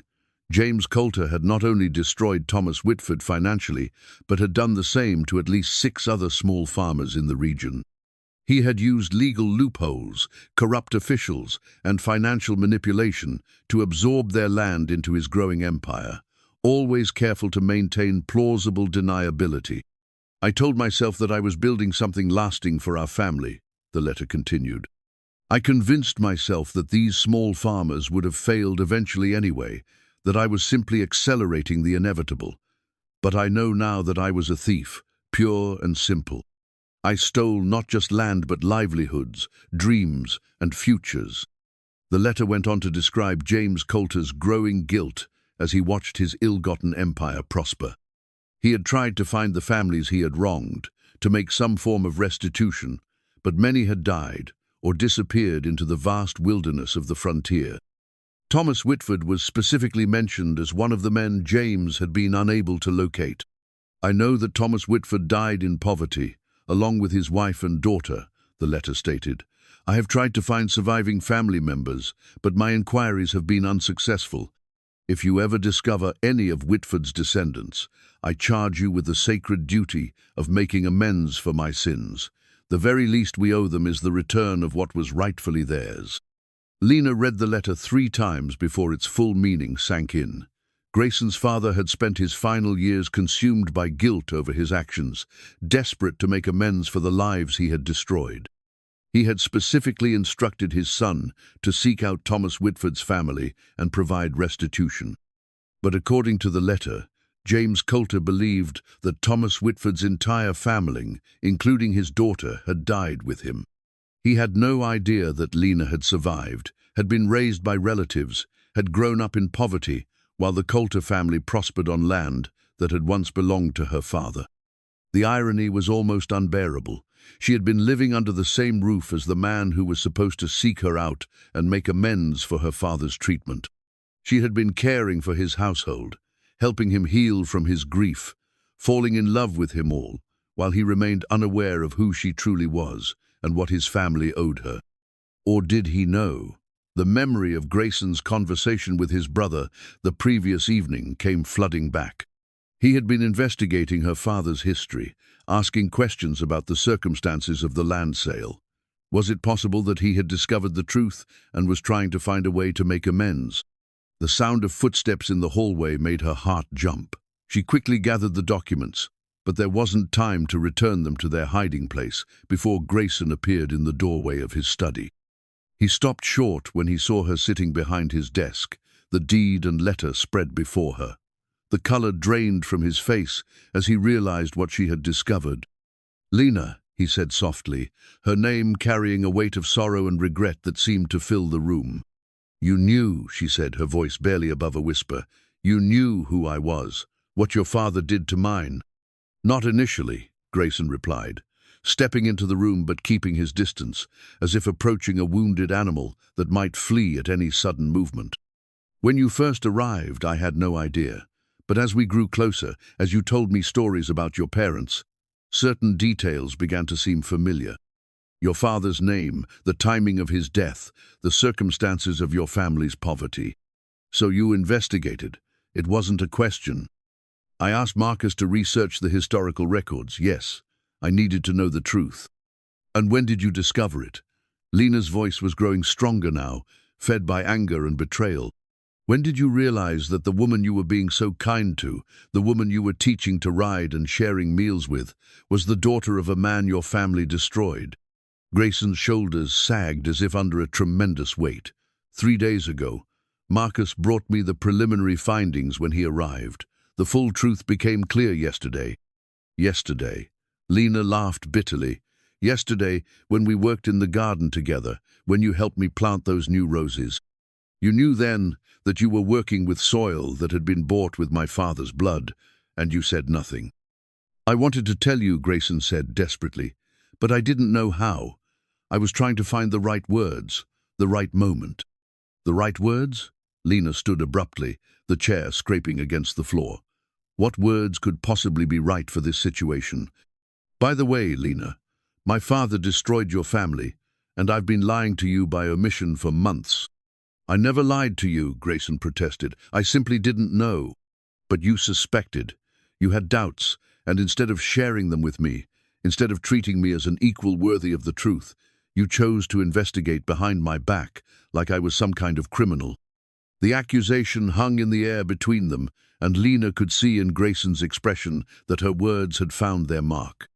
He had indeed treated her as less than an equal, making decisions about what she should and shouldn't know based on his position as her employer and social superior. "You're right," he said quietly. "I should have told you about my suspicions from the beginning. I should have trusted you with the truth instead of trying to protect you from it." "Protect me?" Lena's voice rose with indignation. "You weren't protecting me, Grayson. You were protecting yourself. You were afraid of how I might react, afraid that the truth might destroy the comfortable little arrangement we've built here. That's not true, Grayson said, taking a step closer. My feelings for you are genuine, Lena. Everything that has grown between us is real. Is it? Lena picked up the deed, holding it between them like a shield. How can I trust anything about our relationship when it's built on such a fundamental deception? How do I know that your kindness isn't just guilt, that your growing affection isn't simply your conscience trying to make amends for your father's sins? The question clearly pained him, and Lena felt a moment of satisfaction at seeing him struggle with the same doubt and confusion that was tearing her apart. Because I fell in love with you before I knew who you were, he said simply. Because every moment we've shared, every conversation, every touch, none of that was about guilt or obligation. It was about two people finding each other in the midst of grief and healing. But now we know the truth, Lena said, her voice breaking despite her efforts to remain strong. We know that this house, this ranch, this entire life you've built is founded on the destruction of my family. How can love survive that knowledge? Grayson was quiet for a long moment, his gaze moving from her face to the documents in her hands and back again. When he finally spoke, his voice carried a determination that hadn't been there before. You're right, he said. My father built this empire on theft and manipulation. He destroyed your family and countless others to satisfy his own ambition. I can't change that history, and I can't undo the pain it caused. He moved to the window, staring out at the vast expanse of land that stretched to the horizon. But I can choose what to do with that knowledge. I can choose whether to perpetuate my father's sins or to try to make amends for them. And what does that mean exactly? Lena asked, though part of her dreaded the answer. Grayson turned back to her, and she saw something in his expression that she had never seen before, a resolve that seemed to encompass not just regret for the past, but commitment to a different future. It means that everything my father stole should be returned to its rightful owners. It means that you, as Thomas Whitford's daughter, are entitled to far more than employment in this household. You're entitled to justice. The words hung in the air between them, carrying implications that neither of them was fully prepared to face. If Grayson truly meant what he was saying, if he was prepared to return the land that rightfully belonged to her family, it would fundamentally alter everything about their relationship and their respective positions in the world. You can't be serious, Lena said, though she could see in his face that he was entirely serious. I've never been more serious about anything in my life, Grayson replied. My father left explicit instructions in that letter. If any descendants of the wronged families were ever found, restitution was to be made. I intend to honor that obligation. Even if it means destroying everything you've built here, even if it means giving up the ranch that has been your family's legacy for decades. This ranch was never meant to be built on stolen land, Grayson said firmly. If returning what was taken means starting over with less, then that's a price worth paying for an honest foundation. Lena sank back into the chair, overwhelmed by the magnitude of what he was suggesting. She had come to this confrontation expecting denials, excuses, perhaps even dismissal from her position. She had not expected a complete willingness to sacrifice everything in the name of justice. I don't know what to say, she admitted. Say you'll let me try to make this right, Grayson replied, moving closer to the desk. Say you'll give me a chance to prove that love can be stronger than the sins of the past. But even as her heart wanted to respond to the sincerity in his voice, Lena's mind reeled with the practical implications of what he was proposing. If she accepted restitution for her father's land, she would become a woman of considerable property. The power dynamic between them would shift completely, perhaps irreversibly. You're asking me to accept charity, she said, the words bitter on her tongue. I'm asking you to accept justice, Grayson corrected. This isn't charity, Lena. It's returning what was always rightfully yours. And what happens then, she asked. What happens to us, to whatever this is between us, when I'm no longer your employee, but your what? Your equal, your neighbor? What happens when the guilt that brought us together is finally resolved? The question seemed to surprise him, as if he hadn't considered the possibility that making amends might fundamentally alter the nature of their relationship. "I don't know," he admitted, "but I'd rather face that uncertainty honestly than continue building something beautiful on a foundation of lies." Lena looked down at the deed in her hands, at the evidence of her father's suffering and her family's loss. For 6 years, she had believed that her parents' poverty and death were simply unfortunate circumstances, tragic but beyond anyone's control. Now she knew better. Now she understood that her entire life had been shaped by one man's greed and another man's guilt. The question was whether real, honest love could survive the weight of that knowledge, or whether some truths were too heavy for even the strongest affection to bear. "I need time," she said finally. "I need time to think, to understand what all of this means." "Of course," Grayson said quickly. "Take all the time you need. I'll have Marcus draw up the legal papers to transfer the land back to you, regardless of what you decide about us. And in the meantime, nothing changes," he said. "You have a home here for as long as you want it. That's not dependent on your decision about the land or about anything else." But they both knew that everything had already changed. The secret was out, the truth exposed, and there was no going back to the comfortable intimacy they had shared before this revelation. Whether they moved forward together or apart, they would do so with the full knowledge of the complicated history that bound their families together.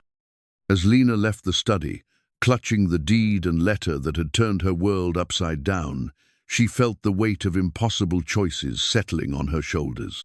She could claim her inheritance and attempt to build a new life on land that had once belonged to her father. She could try to forgive Grayson for his family's sins and his own deception. She could even dare to hope that their love might survive this test. But she could not go back to being the innocent young woman who had arrived at this ranch months ago, grateful for any opportunity and unaware of the dark history that connected her fate to the man she had grown to love. That woman was gone forever, replaced by someone who understood that the most beautiful gardens sometimes grew in soil enriched by old betrayals, and that the strongest foundations were often built on the ruins of someone else's dreams. The choice now was whether to tend that garden or to walk away from it entirely, leaving behind both the beauty and the pain that had shaped her time in this house of secrets.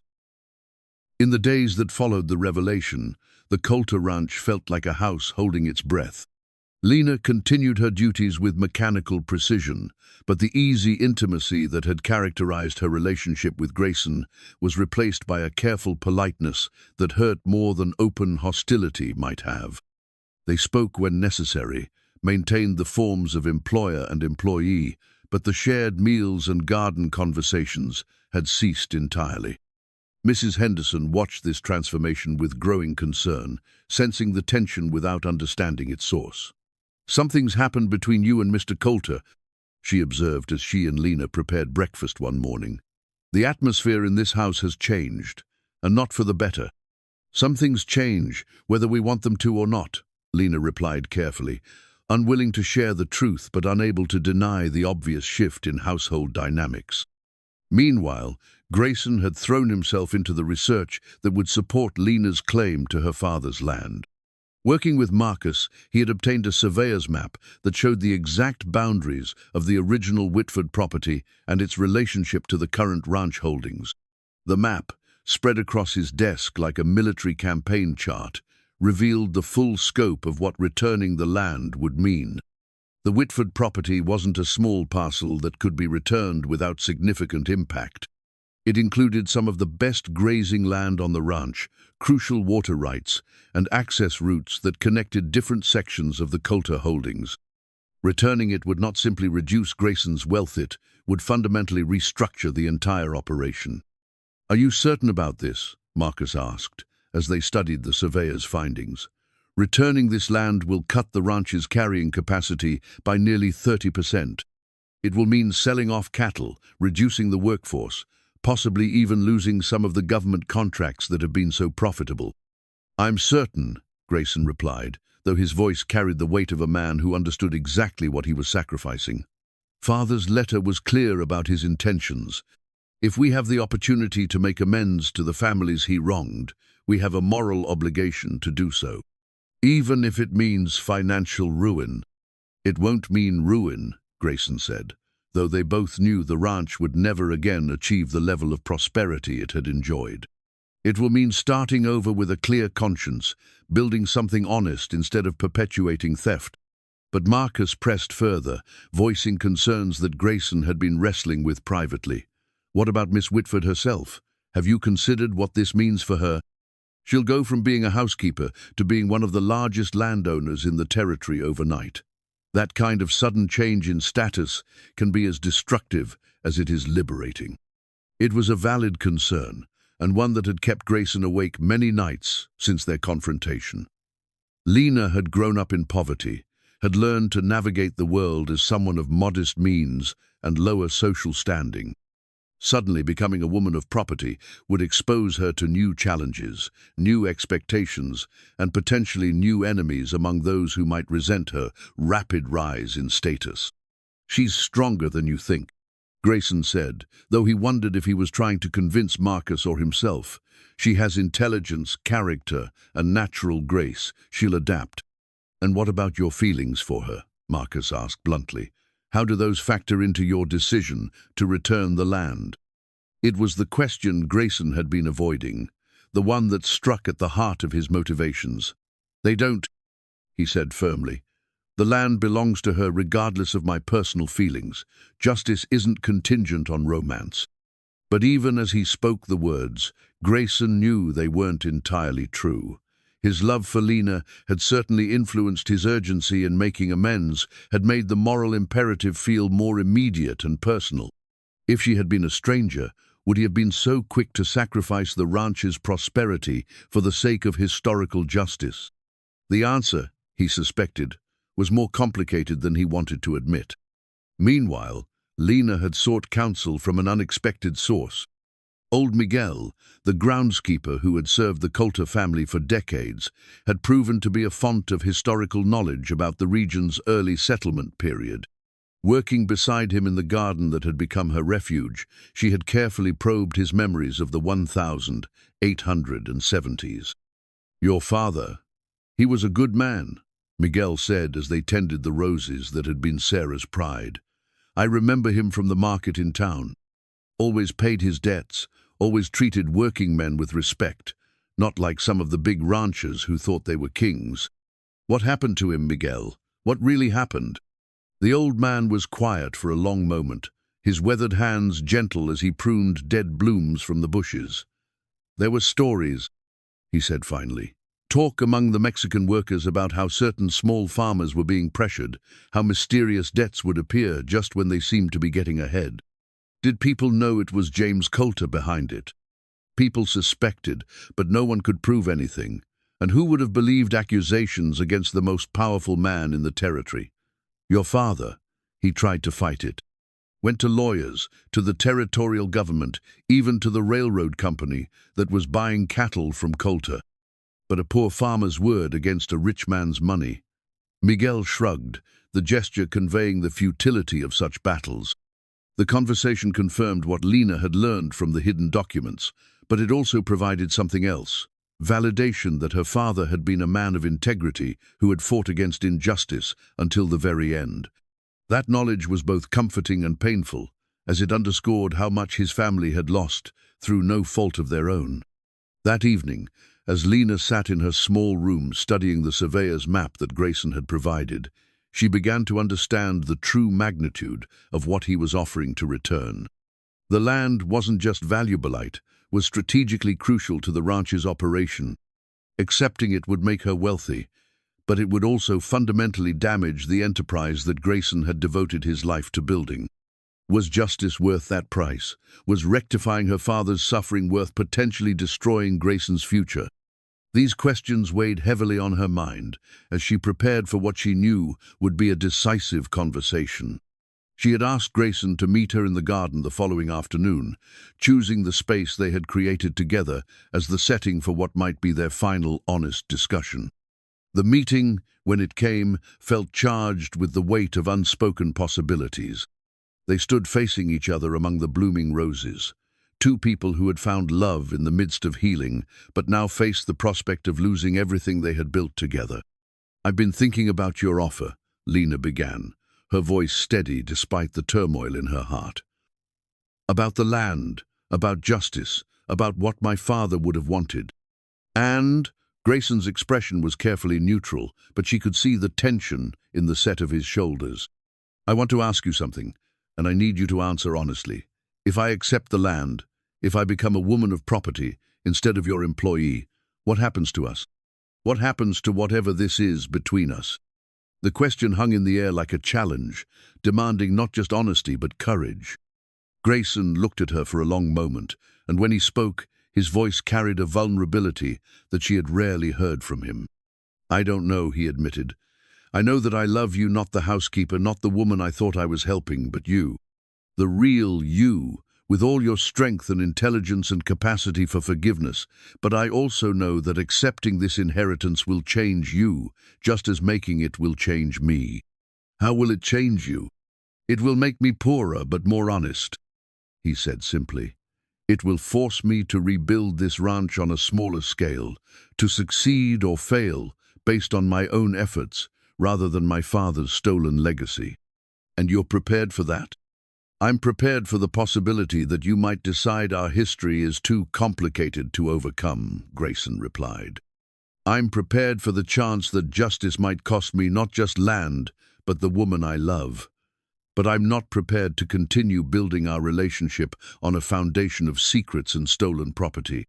Lena felt tears pricking her eyes, moved by his willingness to sacrifice everything for the sake of honesty. But she was also terrified by the magnitude of the choice before her. Accepting her inheritance would give her justice for her father, but it might also destroy any chance of a future with the man she loved. "I need one more day," she said finally. "One more day to think about what kind of future I want to build and whether love is strong enough to survive the weight of truth." That night, as she lay sleepless in her narrow bed, Lena found herself thinking not about land or money or social status, but about the pressed flower that had started her work in Sarah's garden. That delicate bloom had survived, being pressed between the pages of a book, had retained its beauty despite being separated from its roots and its original context. Perhaps, she thought, love could be like that, strong enough to survive transformation, beautiful enough to endure, even when transplanted into new and uncertain ground. The decision, when it came, would require not just courage, but faith in the possibility that two people who had found each other in the midst of grief might be strong enough to build something lasting together, regardless of what the past had taken from them or what the future might demand in return. The morning of decision dawned clear and bright, with the kind of crystalline air that made the Montana landscape seem to stretch endlessly toward the horizon. Lena rose before sunrise, drawn by a restlessness that made sleep impossible. She dressed carefully in her best dress, the same brown wool she had worn on her first day at the ranch. Though it seemed like a lifetime ago that she had been that desperate young woman clutching a worn satchel and hoping for any opportunity. As she made her way to the kitchen to begin her morning duties, she found Mrs. Henderson already there, kneading bread with the methodical rhythm of decades of practice. The older woman looked up as Lena entered, her experienced eyes reading the tension in the younger woman's posture.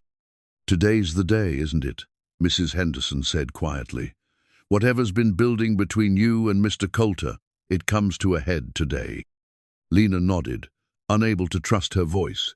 She had grown fond of Mrs. Henderson, had come to rely on her steady presence and practical wisdom. The thought of leaving this household, of walking away from the relationships she had built here, felt like tearing herself away from the only real home she had known since her parents' death. "I've been thinking," Mrs. Henderson continued, her hands never pausing in their work, "about families and homes and the things that really matter in this life.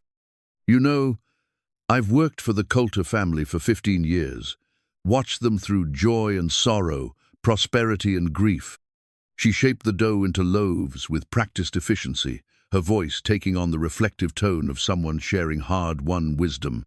When Sarah and the children died, I thought this house would never be the same. I thought Mr. Coulter would retreat so far into his grief that he'd never find his way back to the living. But then you came, child, and something changed. Not immediately, but gradually, like winter, slowly giving way to spring. Lena felt tears, threatening as she listened to words that seemed to validate everything she had hoped about her time here. "Whatever decision you make today," Mrs. Henderson said, finally looking directly at her, "know that you've brought healing to this household. You've reminded us all that love is stronger than loss, that homes are built by hearts, not just by wealth or position." Before Lena could respond, they heard the sound of a rider approaching the house at considerable speed. Through the kitchen window, they could see Marcus Coulter dismounting from a lathered horse, his expression urgent as he strode toward the front door. "That man never rides hard unless there's trouble," Mrs. Henderson observed, wiping her hands on her apron. "You'd better go see what's happened." Lena found Marcus in the front hall, still dusty from his ride, speaking in low, urgent tones to Grayson. Both men looked up as she approached, and she could see immediately that something significant had occurred. "Miss Whitford," Marcus said, offering a formal nod, "I'm glad you're here. What I have to share concerns you directly." He reached into his jacket and withdrew a leather portfolio, his movements careful and deliberate. "Yesterday evening, I received a telegram from Helena that changes everything we thought we knew about your father's situation." Lena felt her heart begin to race. "What do you mean?" Marcus opened the portfolio and withdrew a document that looked official and imposing. "This is a certified copy of a confession letter that was filed with the territorial court, but sealed from public view. It was written by James Coulter on his deathbed and only opened yesterday on the 10th anniversary of his death, as per his instructions." "Another confession letter?" Grayson asked, his voice tight with tension. "Beyond the one we found in the desk?" "Much more detailed," Marcus replied grimly, "and much more damning. Father didn't just steal land from small farmers, he systematically destroyed anyone who threatened his vision of building a cattle empire. Your father, Miss Whitford, wasn't his only victim, but he was perhaps the one Father felt most guilty about." Marcus spread the document on the hall table, and Lena found herself staring at pages of detailed confession written in James Coulter's careful script. According to this, Thomas Whitford initially refused all offers to sell his land, even the legitimate ones. He had plans to expand his farming operation, to build something lasting for his family. Father saw this as a direct threat to his own expansion plans. "So he destroyed him," Lena said, the words bitter on her tongue. "Worse than we initially understood," Marcus continued.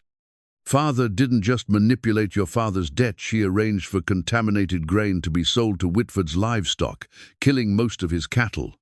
He bribed officials to impose false tax assessments. He even arranged for accidents, to damage farming equipment at crucial times during planting and harvest." The systematic nature of the campaign against her father was breathtaking in its cruelty. This hadn't been simple business competition, or even ordinary greed. It had been a deliberate campaign of destruction, designed to break a man's spirit as well as his finances. "There's more," Marcus said, his voice heavy with reluctance. "The confession details how Father tracked the families he had wronged, trying to find them after he developed a conscience in his final years. He located most of them, made what restitution he could, but he believed Thomas Whitford's entire family had died in the fever epidemic.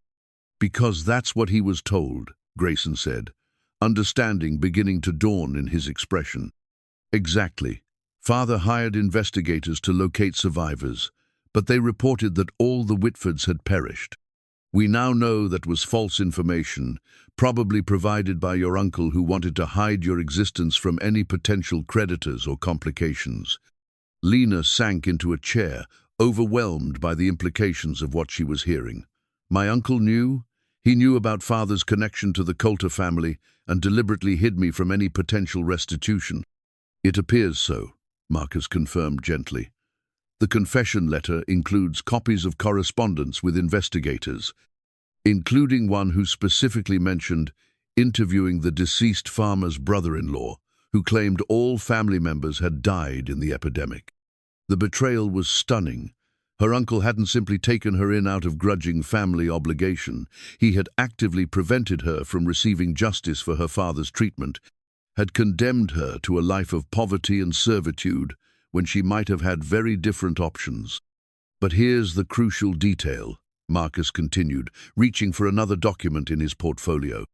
Father set aside money for restitution, not just the return of land, but compensation for all the suffering his actions caused. That money has been held in trust by the territorial court for 10 years, waiting for legitimate heirs to claim it. He placed a bank draft on the table beside the confession letter, and Lena stared at the figure written there with disbelief. It was more money than she had ever imagined, existed enough to buy not just land, but an entire ranch, enough to live comfortably for the rest of her life without ever needing to work again. $50,000, Marcus said quietly, plus interest accumulated over 10 years, plus the return of the original land holdings. James Coulter left explicit instructions that this should go to Thomas Whitford's heirs, if any were ever found alive. Grayson was staring at the documents with an expression that mixed relief with something approaching awe. He really did try to make amends, he said softly. Father spent his final years tormented by guilt, but he did everything he could to prepare for justice being done. The question now, Marcus said, looking directly at Lena, is what you want to do with this information. The money and land are legally yours, no question about that. But claiming them will make you one of the wealthiest women in Montana Territory virtually overnight. Lena looked from the bank draft to the confession letter to the faces of the two men who represented such different aspects of her complicated situation. Marcus, the lawyer, offering her justice and restitution. Grayson, the man she loved, whose own future would be profoundly affected by her decision. "I need to think," she said finally. "This changes everything I thought I understood about my choices." "Of course," Marcus said, carefully gathering the documents. "But Miss Whitford, there is one time constraint you should be aware of. The territorial court requires a response within 30 days of the confession letter being unsealed. If you don't claim the inheritance within that time, it reverts to the territorial government." "How long do I have?" 23 days from today. The deadline added urgency to what was already an overwhelming decision. Lena felt the weight of not just her own future pressing down on her, but the future of everyone connected to the Coulter ranch. If she claimed her full inheritance, it would fundamentally alter the balance of power in the entire region. But perhaps more importantly, it would forever change the nature of her relationship with Grayson. They could never again be simply a man and woman finding love despite their different stations in life. They would be equals in wealth and property, but equals burdened by a complicated history that might prove impossible to overcome. As she looked at Grayson across the hall table, she saw in his eyes not just love, but genuine concern for her well-being. He wanted her to have justice, wanted her to claim what was rightfully hers, even if it meant losing any chance of a future together. That generosity of spirit, that willingness to sacrifice his own happiness for the sake of what was right, only made her love him more and made the decision she faced all the more difficult. The afternoon sun was slanting low across the garden when Lena finally made her decision. She had spent hours walking the grounds of the ranch, revisiting every place that had become meaningful to her during her months of residence. The nursery where she had first seen Grayson's vulnerability, the kitchen where she had learned to recreate Sarah's recipes, the garden where they had worked side by side to create something beautiful from neglected ground. Now she stood in Grayson's study, the confession letter and bank draft spread before her on the desk where she had first discovered the truth about her father's fate. Marcus had returned to town, leaving them to discuss the implications of the inheritance in private. The weight of decision seemed to fill the room like a physical presence.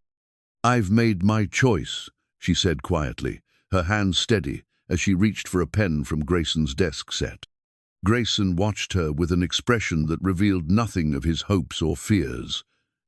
"Whatever you decide, I'll support it completely," he said, This is your choice to make, and yours alone." Lena picked up the pen, then set it down again without writing anything. "Before I do this, I need you to understand something. I need you to know that this decision isn't just about money or land or justice for my father. It's about the kind of future I want to build and the kind of person I want to be." She moved to the window, looking out at the vast expanse of land that stretched toward the horizon.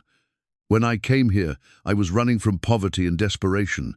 I thought success meant finding security, having enough money to never worry about survival again." "And now?"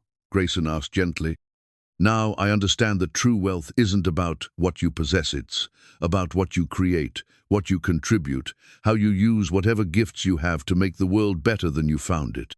She turned back to face him, and Grayson saw something in her expression that he had never seen before, not just love or determination, but a kind of serene confidence that spoke of a woman who had finally understood her own worth. "I'm going to accept the inheritance," she said, and watched as relief flickered across his features. "But not in the way that Marcus outlined, and not in a way that destroys what we've built here together." She returned to the desk and began to write, her movements deliberate and sure. "I'm accepting the return of my father's original land, the 160 acres that were rightfully his. That's justice, pure and simple, and I won't compromise on that." Grayson nodded, understanding that this much was non-negotiable. "But the $50,000, Lena paused in her writing, considering her words carefully. "I'm accepting 10,000 of it as compensation for the years of poverty and struggle that my family endured because of your father's actions. That's enough to ensure my security and independence." "And the remaining 40,000? Grayson asked, though he was beginning to understand the direction of her thoughts. "Goes into a trust fund," Lena continued writing as she spoke. "A fund dedicated to helping other families who have suffered from similar injustices, who need assistance establishing themselves on the frontier, who deserve a chance to build something lasting." The generosity of the gesture took Grayson's breath away. She was choosing to give away a fortune that could have made her one of the wealthiest women in the territory, dedicating it instead to helping others who faced the same struggles her family had endured. "Lena," he said softly, "are you certain about this? That money could guarantee you a life of comfort and security. You could travel, live anywhere you wanted, never have to depend on anyone again." "I've learned something these past months," she replied, setting down the pen and turning to face him fully. "Security doesn't come from money in a bank account. It comes from knowing who you are, from having people who love you for who you truly are, from building something meaningful with your own hands and heart." She gestured toward the window, toward the garden they had restored together. "I've found more security working beside you in that garden than any amount of money could provide. I've found more joy sharing meals in your dining room than I ever found in the finest restaurants in the cities where I worked before coming here." "But the inheritance could give you choices," Grayson pressed, wanting to be absolutely certain she understood what she was giving up. "You could be completely independent, beholden to no one." "Independence isn't about needing nothing from anyone," Lena said with quiet conviction. "It's about choosing who you want to share your life with, and why. It's about building relationships based on love rather than necessity." She picked up the document she had been drafting and handed it to him. "I want to propose something different. Something that honors both our families' histories while creating a future based on partnership rather than guilt or obligation." Grayson read the document with growing amazement. Lena was proposing that they combine their land holdings into a joint venture, her 160 acres, and his remaining ranch property managed together as a single operation. The profits would be shared equally, but more importantly, the enterprise would be built on principles of fair dealing and community support that would prevent the kind of exploitation that had characterized his father's methods. "A partnership," he said, looking up from the document, "in business and in life." "If you'll have me," Lena replied, and for the first time since the truth about their family's connection had been revealed, he heard uncertainty in her voice.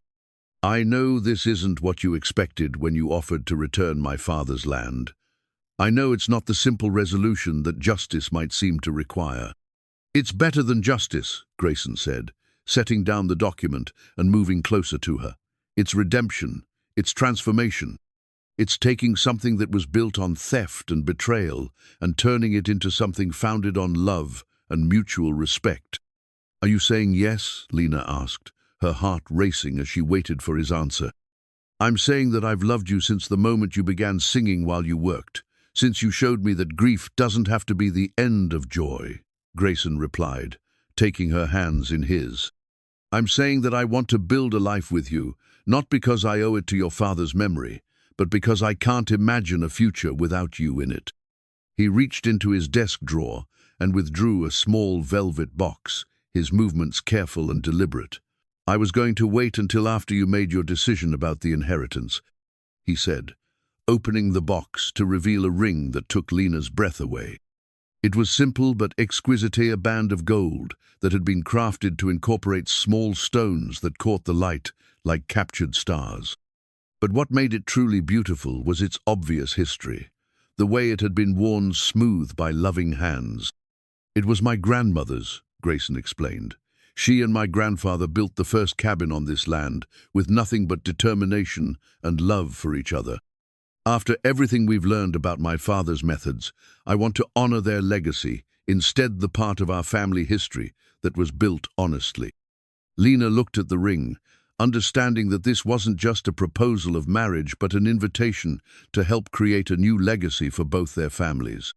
A legacy built on truth instead of deception, on partnership instead of exploitation, on love instead of guilt. Yes, she said simply, extending her hand so he could place the ring on her finger. Yes to the partnership, yes to the future we can build together, yes to love that's strong enough to transform even the most complicated history. As the ring slid onto her finger, Lena felt something shift inside her, not just the joy of accepting a proposal, but the deep satisfaction of knowing she had chosen a path that honored both her father's memory and her own values. She would have justice for what had been taken from her family, but she would have it in a way that created healing rather than perpetuating pain. Outside the study windows, the garden they had restored together basked in the golden light of late afternoon, its blooms testament to what could grow when two people worked together toward a common goal.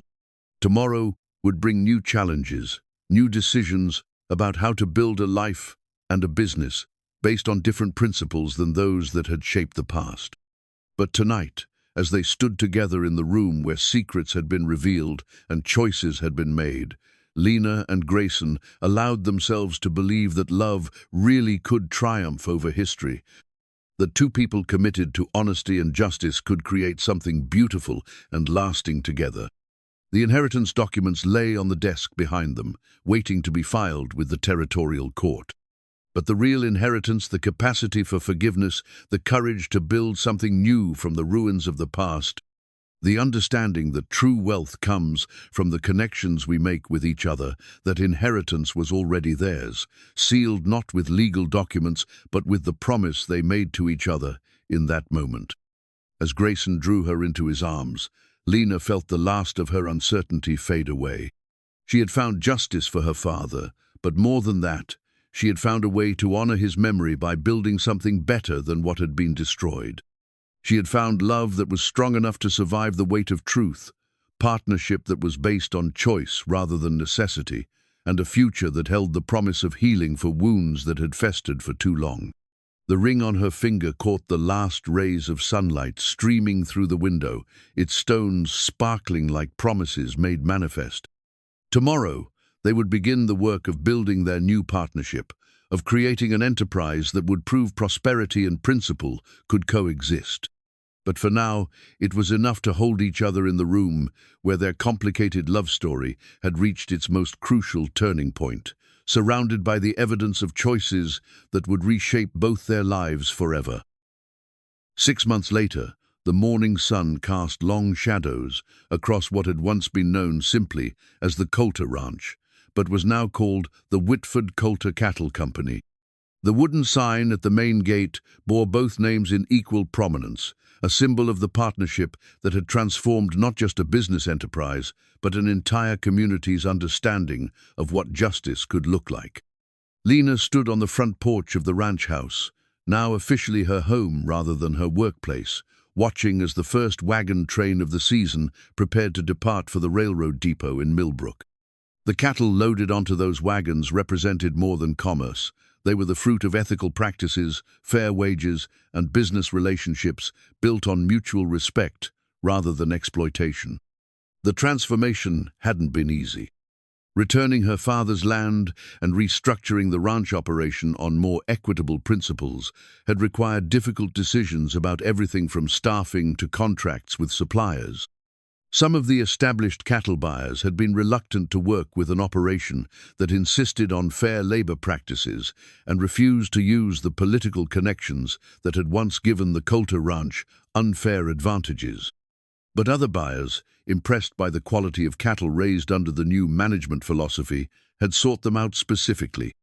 Word had spread throughout the territory about a ranch that proved prosperity and principle could coexist, and orders had begun coming from as far away as Chicago from businesses that wanted to support ethical practices. The trust fund that Lena had established, with the majority of her inheritance, had already begun making a difference in the region. 3 families, displaced by various forms of land manipulation, had received assistance in establishing new homesteads. A school had been built in Millbrook with funds dedicated to ensuring that children of all economic backgrounds could receive a proper education. Most importantly, a legal aid society had been created to help small farmers and ranchers protect themselves against the kind of systematic abuse that had destroyed Thomas Whitford. "You're up early, Mrs. Coulter," came a familiar voice behind her, accompanied by the soft sound of footsteps on the wooden porch. Lena turned to smile at her husband of 3 months, still feeling a small thrill at hearing her married name. The wedding had been a community celebration, held in the garden they had restored together, with guests ranging from neighboring ranchers to the Mexican workers who had become some of their most trusted employees. "I wanted to see the cattle train off," she replied, accepting the cup of coffee Grayson offered her. "This shipment represents everything we've worked for, proof that we can honor the past while building something better for the future." Grayson joined her at the porch railing, his shoulder touching hers in the comfortable intimacy of a couple who had learned to support each other through both triumph and difficulty. "Any regrets?" he asked, though his tone suggested he already knew the answer.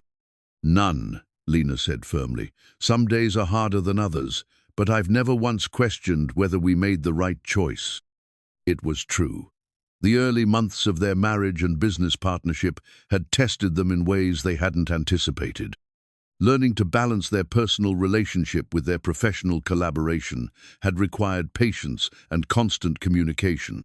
There had been moments of frustration when business decisions affected their home life, times when the weight of responsibility for so many employees and their families had seemed overwhelming. But through it all, their fundamental commitment to each other and to the principles they had chosen to live by had never wavered. If anything, facing challenges together had strengthened their bond, proving that their love was built on something more solid than passion or convenience. "Mrs. Henderson says the new housekeeper is working out well," Grayson observed, referring to the young woman they had hired to take over the domestic duties that Lena had once performed. "Mary's a quick learner," Lena agreed, "and she seems to appreciate working for employers who treat domestic staff as valuable members of the household rather than invisible servants." It had been important to both of them to ensure that their household reflected the same principles of fair treatment and mutual respect that governed their business operations. The staff was paid well, treated with dignity, and encouraged to see their work as contributing to something meaningful rather than simply serving the comfort of their social superiors. The sound of approaching hoofbeats drew their attention to the main road, where a familiar figure was riding toward the ranch at an easy pace.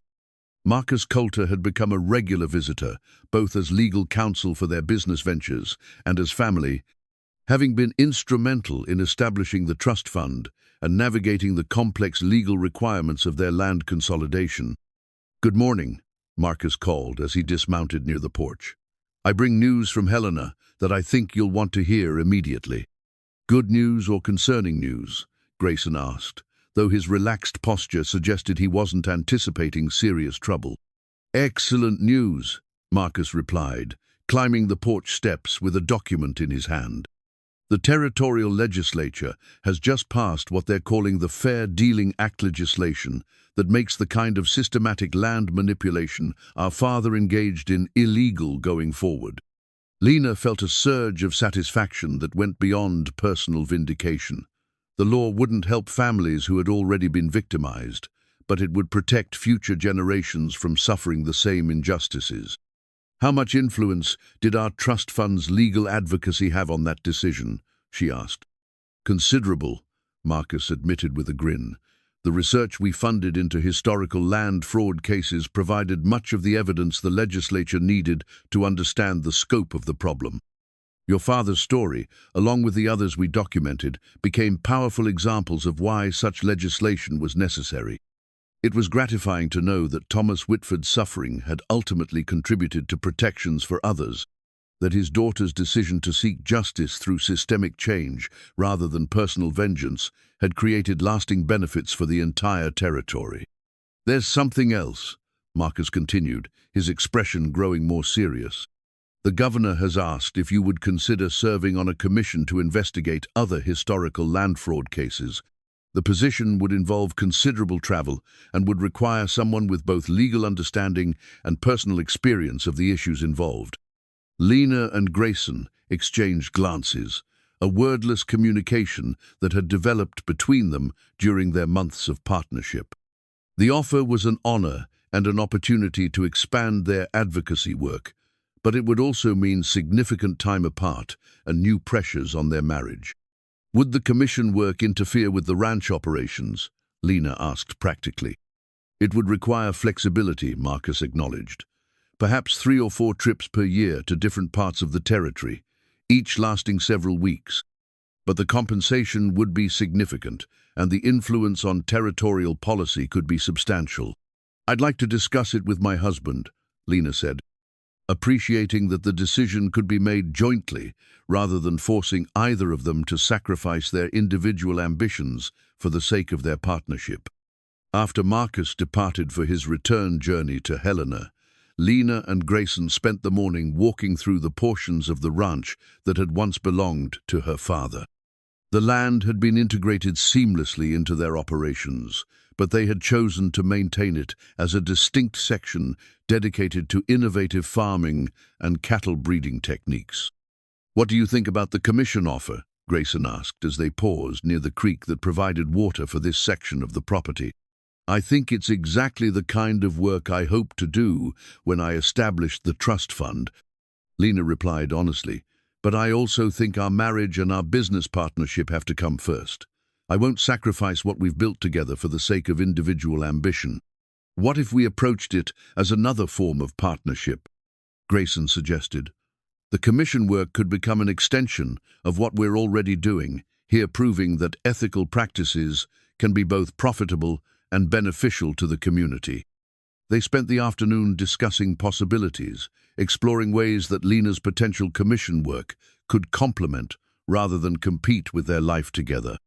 By evening, they had developed a plan that would allow her to accept the position while maintaining their commitments to each other and to the ranch. That night, as they sat in the garden they had created together, surrounded by the blooms that represented their shared commitment to nurturing beauty from difficult ground, Lena reflected on the journey that had brought them to this moment. A year ago, she had been a desperate young woman seeking any opportunity for survival.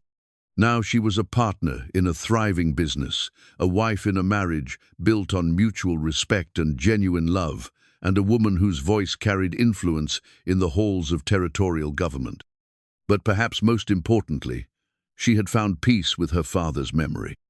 Thomas Whitford's suffering had not been meaningless. It had ultimately contributed to protections for others and had shaped his daughter into a woman capable of transforming personal tragedy into systematic change. "Do you think he would be proud?" she asked Grayson as they watched the stars emerge in the darkening sky. "Your father?" Grayson considered the question seriously. I think he would be amazed by what you've accomplished. But more than that, I think he would be proud of the woman you've become, someone who chose justice over vengeance, partnership over power, healing over hatred.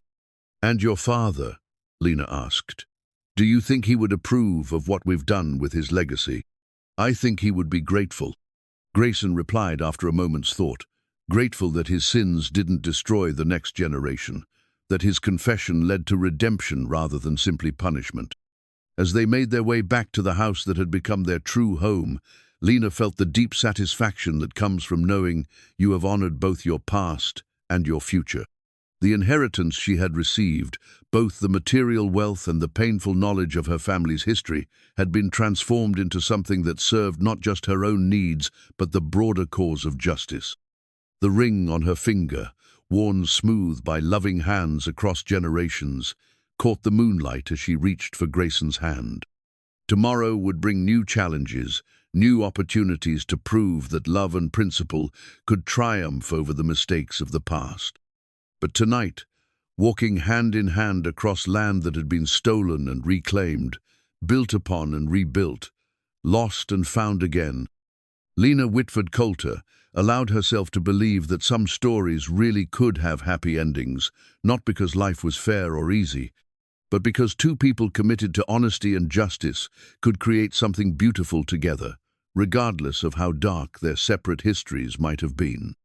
Behind them, the ranch house glowed with warm light, its windows no longer reflecting the shadows of grief and secrets, but the promise of a future built on truth, partnership, and the understanding that the most valuable inheritance of all is the courage to build something better than what came before.